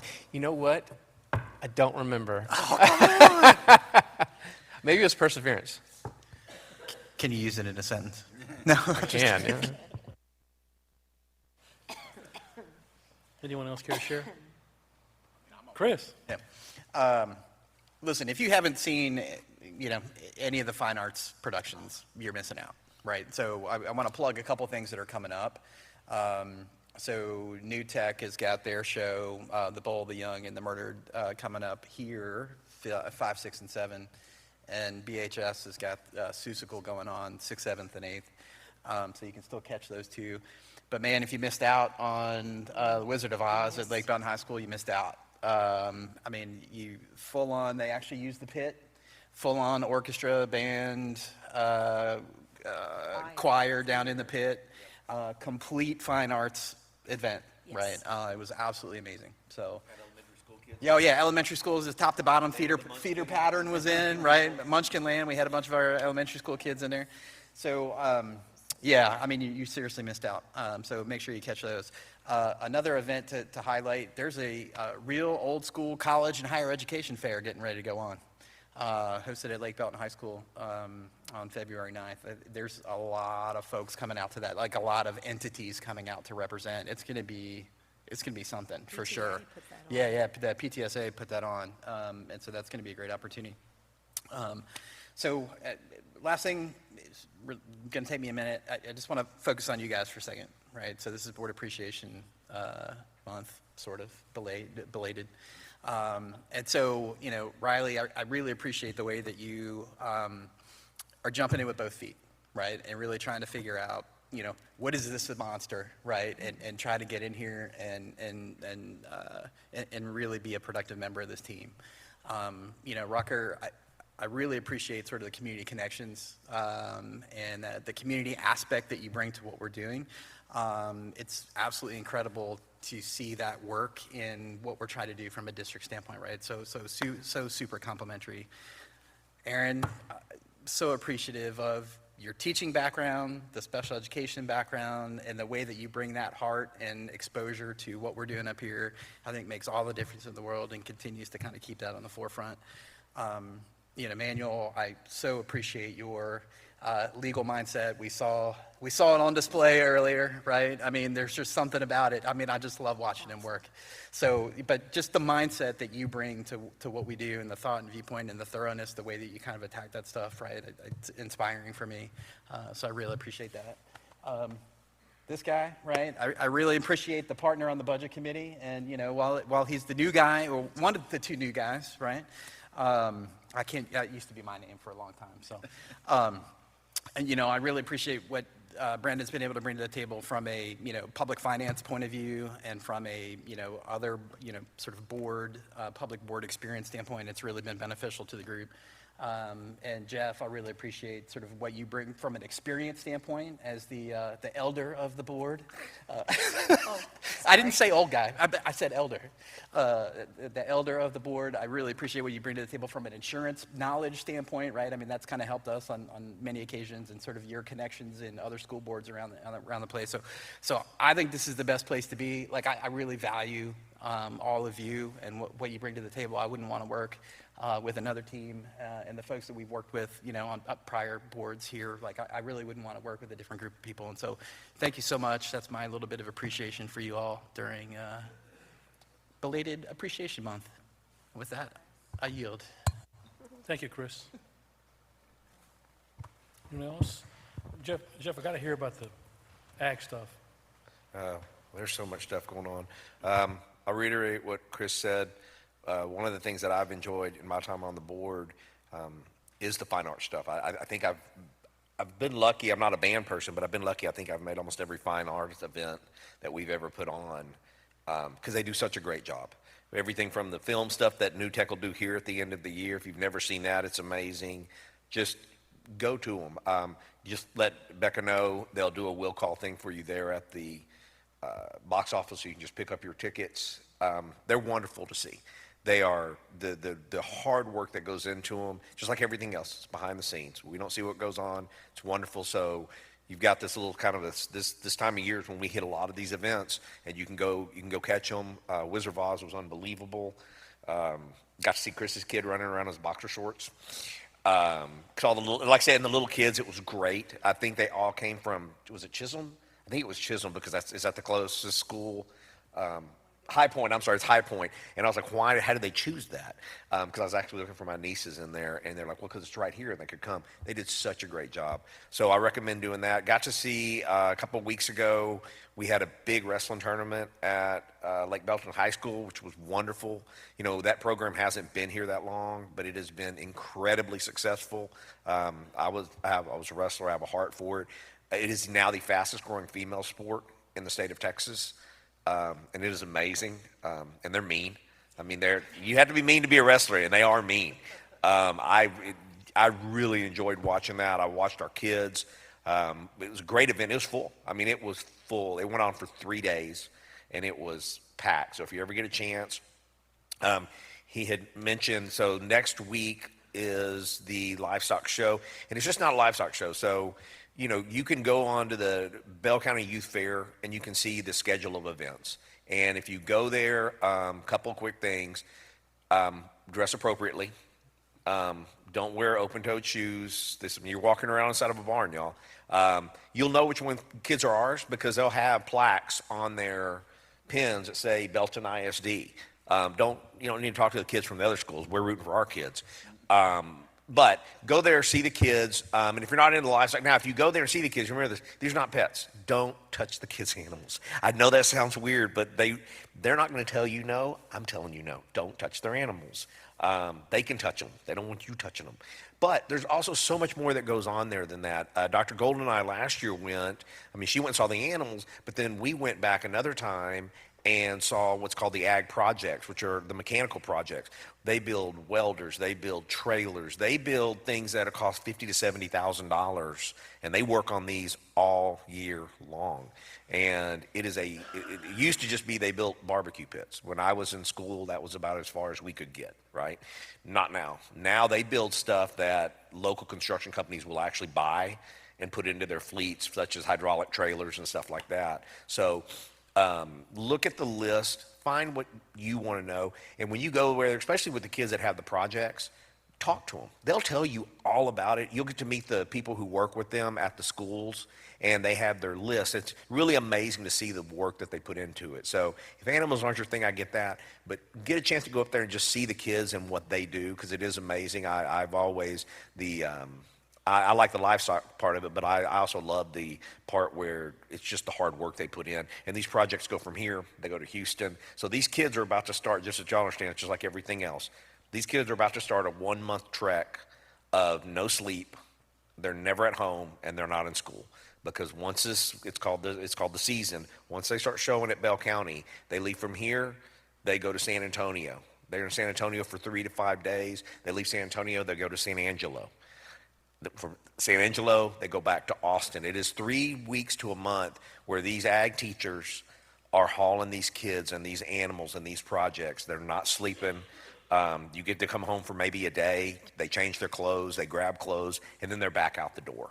And they're doing this while keeping up their grades, keeping up with all their schoolwork, turning in projects.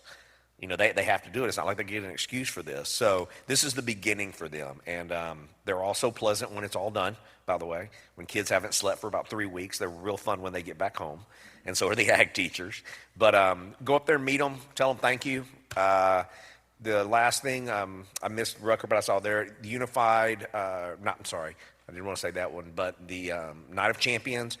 We'll have another one of those coming up shortly. I highly recommend y'all do that one. And then I want to, my hat's off to Lake Belton High School, but also to the Temple Daily Telegram. I don't know if y'all saw the Unified Robotics team that we put in. So, you know, we've had Unified Track, we've had Unified Bowling, we've had all the different Unified sports where, you know, we combine our special needs with Gen Ed class, but the Unified Robotics team is competing now, and that has been unbelievable. And Temple Daily Telegram did a wonderful article on it. And yes, advanced to state for the very first time. So again, I hope that's something else that we grow in this district. I think it says a lot about who we are and what our values are here. Thank you, Jeff. Anyone else? Yeah, I have just a few. I know Dr. Golden mentioned in her highlight report about the middle schoolers got to go to the high schools and learn about all the different trades and just the career paths. Well, then many of them that same night, the parents got to go as well. And so since I have an incoming freshman over at Belton High School, that's the one I went to. And so while I was there as a parent, still have kind of the board hat on, and I got to talk to some parents that were just, they're new to their kids going into high school, so this is all new to them, and just their minds were just blown that this is all offered at our schools. And so it was really just impactful to see. I mean, because we know that, because we hear about it, so much, but a lot of our parents that they're new to this, they're excited. And so, but I will say what was really notable, I'm not sure if Lake did it, but Belton had, there were students were the ones that were talking to the parents. So there were a lot of teachers and staff there to help support, but when they would go up to a certain, like to the construction trades, they were talking to students, or lots of the other ones, they had students, and so I thought that was really impressive. I mean, these kids talking, I mean, we had an example tonight. We have so many kids that their public speaking skills, I don't know that I would have been able to do what a lot of these kids were doing, especially that night at Belton High School. So that was really cool to see. I know we bring up our special ed programs, the Night of Champions, but I think I want to just add something to that, because again, we get to go to those because we have a child that participates, but which he doesn't participate, let's be real. We sit on the side and we watch everybody. But this time, I people watched, because my son is a people watcher. He would rather really just sit and watch. And I would kind of scan the room. And what really struck me was I would look up in the stands and see the parents. And the parents are connecting with one another.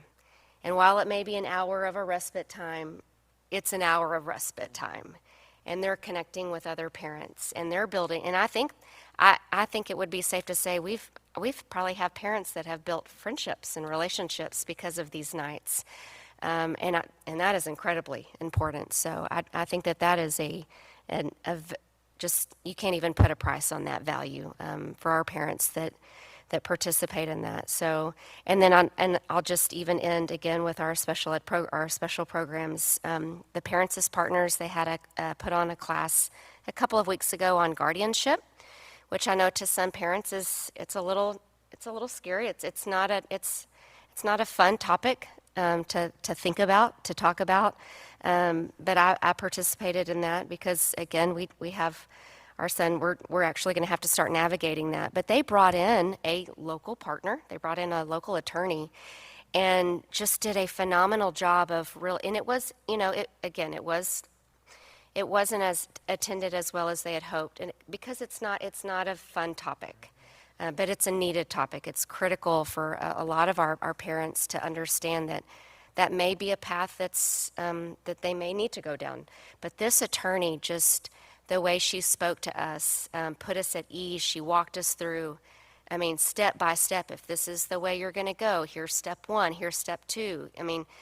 She just did a really phenomenal job. And I'll just end with just a big shout out to our special programs department. They really have a heart for kids that have unique challenges, and they want to come alongside parents and not just serve the kid, but the family, because as our kids leave our school district, as our system, those needs still exist. And so our transitional staff that helps with that, just the passion that they want to make sure that when our kids leave, that the family is well supported, they know what resources are available and how to get plugged in. And I'm really proud of the work they're doing.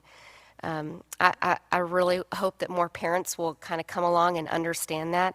I don't know what we need to do. I know that they do it. We need to, I guess, communicate more and more. But they're doing a really great job, and I'm really proud of the work that our special programs department is doing for our kids and our families. Thank you, Aaron. I had the opportunity to go to Big Red Heart Awards, and that is fun. Jennifer has a just a great job. And to get to do that every week, that's amazing. There was one that just stood out. We went to a crossing guard. Yeah, it sounds like you probably already know who I'm talking about. Is it Karen? I think her name's Miss Karen, but maybe I'm not supposed to call out her name. But Melinda said, "Hey, we're here, and we've got this award. Do you know? Are you familiar with the Big Red Heart?" She had 2 of them already, and she had them pinned on both sides of her lapel. And I just thought, how fitting. And then she was getting 2 awards that day. So she basically said, "I feel like I'm where God wants me to be," and she just loves this job, and she shows it. The kid, she knows, she gets to know the kids' names as they walk, and I thought, man, she's in the perfect place because she's by 3 schools: our high school, Belton High School, Sparta Elementary, and by Belton Middle School. I'm like, that's awesome, because the more kids that cross her path, that's a good thing. And then she has a chalkboard out front that she'll put themes and things on, and it sounds like even educational materials. And I thought, I've heard that there's 3 levels to a person's. Well, there's some people who see the work that they do as a job. There's some people that see it as a career, and then some that see it as a calling.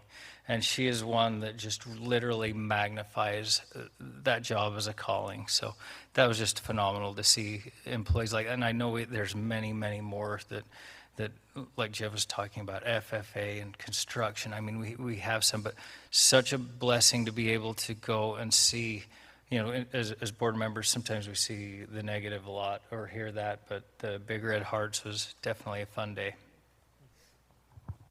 Thank you, Riley. Anybody else? Brandon?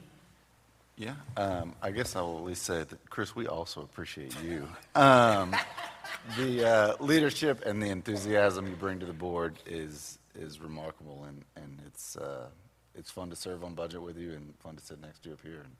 And this is great. Appreciate your mentorship as I've transitioned in the role. So I also got to do Big Red Hearts. It's a lot of fun. Riley did a much better story than I had, but I still, the experience was awesome. And yes, it's very, it just gets you excited to see how many staff and teachers and paras and everybody in the district that works so hard to make it a special place for our kids. So it's an awesome experience. So, thank you. Okay, I don't want to go over some of the same things, but I could say things about each and every one of you. I just want you to know that I'm proud to serve on this board with all of you. Each one of you brings something special to the table. I enjoy listening, especially when we have this session here. It just provides the public, anyone who's watching, just a small glimpse into the special things that go and happen in this district. And I always amazed at the enthusiasm that you guys bring when you talk about that. It makes me know that you guys are care about the district, care about these kids. We talk about all this budget stuff, right? But look at the thing. Look at what this budget does and what it does for kids. I wish we could do more. I wish we could do more for teachers. Our hands are tied, but we're doing the very best that we can, and I really believe that. And I guess I could get emotional if I start talking about each and every one of you and the things that you bring to this board. But just know that I am proud to be here. I will always support this district, no matter what. It's a very special place to me. It's my home. We're going to celebrate your school this week, 70 years, right? I was telling someone earlier today when we had our meeting at 4 o'clock with some of the administrators that I have very dear friends that went to Leon Heights that are my age, so kids that went there, first through fifth grade, so this school goes way back. One comment, Jeff, I want to make about ag. And I've said this before when you've talked about it. I had some very close friends that, we had some criticism about the ag barn, but look what it does. And I want to make a statement about what it does for kids. I can tell you that I had some very close friends in junior high back then, is what we called it, in high school, that were very deeply involved in ag, that are very, very successful businessmen these days. They did very well in everything they did, and it was because of the ag program. I truly believe that. So it does so much more for a kid than just, showing an animal. It teaches them so many things that unless you're involved in that, you don't know what it does. And we've got those kinds of things happening all across the district. So I'm not going to apologize for supporting public education, because I see, and all of us up here see firsthand what it does and what it means to the community. And I'll say it, and I've said it again, and I'll say it over and over again, that if your public school system starts to deteriorate, your whole community deteriorates. So we've got to keep doing the work because it's important. So thank you all for what you do. All right, so that takes us to the consent agenda. Would anyone like to pull anything from the consent agenda for discussion? All right, so do we have a motion to approve the consent agenda as presented? Mr. Norwood, do we have a second? Mr. Preston? All those in favor, please raise your hand. That passes 7-0. Okay, that takes us to item 7, public comments regarding non-agenda items. Before we started our meeting, I was handed 2. Where's Becca? She's not in her. Oh, okay. Oh, okay.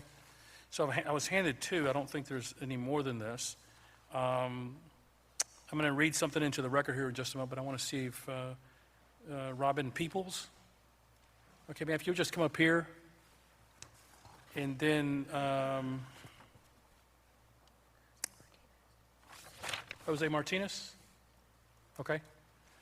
All right, let me read something into the record, ma'am. I won't cut into your time, okay?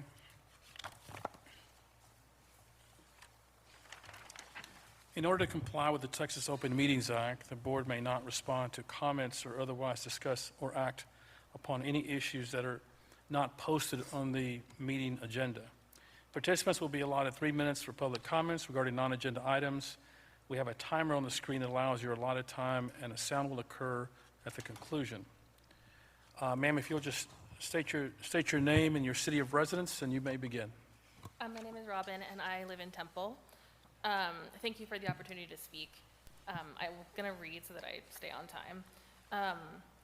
I'm an alum of Belton ISD. I went to Leon Heights, the intermediate school, Belton Junior High, and Belton High School. I'm here because of how deeply I value public education, and because I know you all do too. I believe public education is the cornerstone of our society, and that it's critical to ensuring that each kid grows up with the tools to build a meaningful life. So when I recently learned that BISD was considering cutting the librarian position, I was shocked, and when I learned that it was actually already a done deal, I was confused and dismayed. Cutting professional librarians is an alarming injury to the learning environment, to the quality of the education kids will receive, and to their ability to learn to find and discern truth for themselves. That these changes were presented in the workshop today as if they are positive rather than acknowledged as a devastating loss baffles me. If Belton needs the budget cuts this seriously, then why hasn't a very public alarm been raised? If the situation is so dire that Belton can't have librarians, we all need to be examining as a community why together. Texas is not an impoverished state. We were told last year what a wonderful surplus Texas had. Growing up as a BISD student, we knew our schools had amazing reputations. How can that possibly be true anymore without librarians? The main conclusion I can reach is that the underfunding from the state and federal government is a much bigger problem than most people realize, and one that is almost certain to get worse without a massive shift. What will get cut next? We cannot safeguard public education if we aren't having frank conversations about what threatens it. Thank you. Thank you, ma'am. Mr. Martinez, you can go ahead and come up.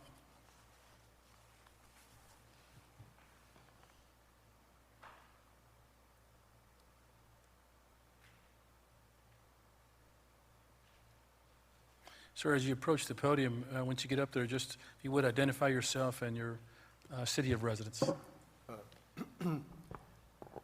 Yes, I spoke earlier and mentioned that I'm, excuse me, Jose Martinez from Temple. And to kind of reiterate, just repeat for a second here, the reason I'm concerned about some of what's going on over here is that it is similar to some of what is going on elsewhere, as far as libraries are concerned, censoring and so forth. Here's an example of that. Plays of Black Americans. This is a Belton school book. It says withdrawn on the inside. This is the type of thing that is going on, and I'm not sure what else or whatever other books have been withdrawn, censored, whichever way you want to put it. But basically, as far as which is what has been mentioned before, by the way, and I'll put it briefly, some folks a while ago mentioned more clearly than what the board has, that you're cutting librarians, basically, as they put it, and that they appreciate them, so forth and so on. Some students and an individual pointed that out. You have not. You basically pointed out instead, in an ingenuous way, that it is some other individuals that are coming over and doing some of what librarians are doing, and that if you're not cutting back on positions, that you might be there for, in a word, maybe putting them elsewhere to work. But as far as librarians are concerned, they are doing a fantastic job under pressure from here, by the way, because there are a number of things that have happened here in Belton, in libraries, the last few years, basically criticizing them, and a number of other things also. You all are aware of that, and most of the people here are aware of that also. So anyway, that's what I wanted to point out. There's a whole lot more that I could say about that, but when I came across this, and then I saw it's Belton Schools, and it says in here, withdrawn, then I got concerned about that because, and by the way, I would add, just like the individual just added, as far as public schools are concerned, even though I'm mentioning this about the situation here, as far as public schools are concerned, they're great, fantastic. I graduated from a public high school, and I don't want to get into too many details about that, kept on going and going and going, because, and some of you have alluded to this, the encouragement that people get sometimes from people around you, from teachers, for example, students, and so forth. So there's, like I said, a whole lot more that I could add, but as far as public schools are concerned, again, that's what should be, not the private, not the vouchers, not that type of thing, which is really getting individuals away and even more censoring. In fact, I don't want to take up more time, but just to point out one other quick thing. As far as courses on Black studies, for example, Mexican-American studies and so forth, and those kind of studies, they do better. They go on to college at higher rates, those in those courses. Thank you very much. Thank you, Mr. Martinez. Okay.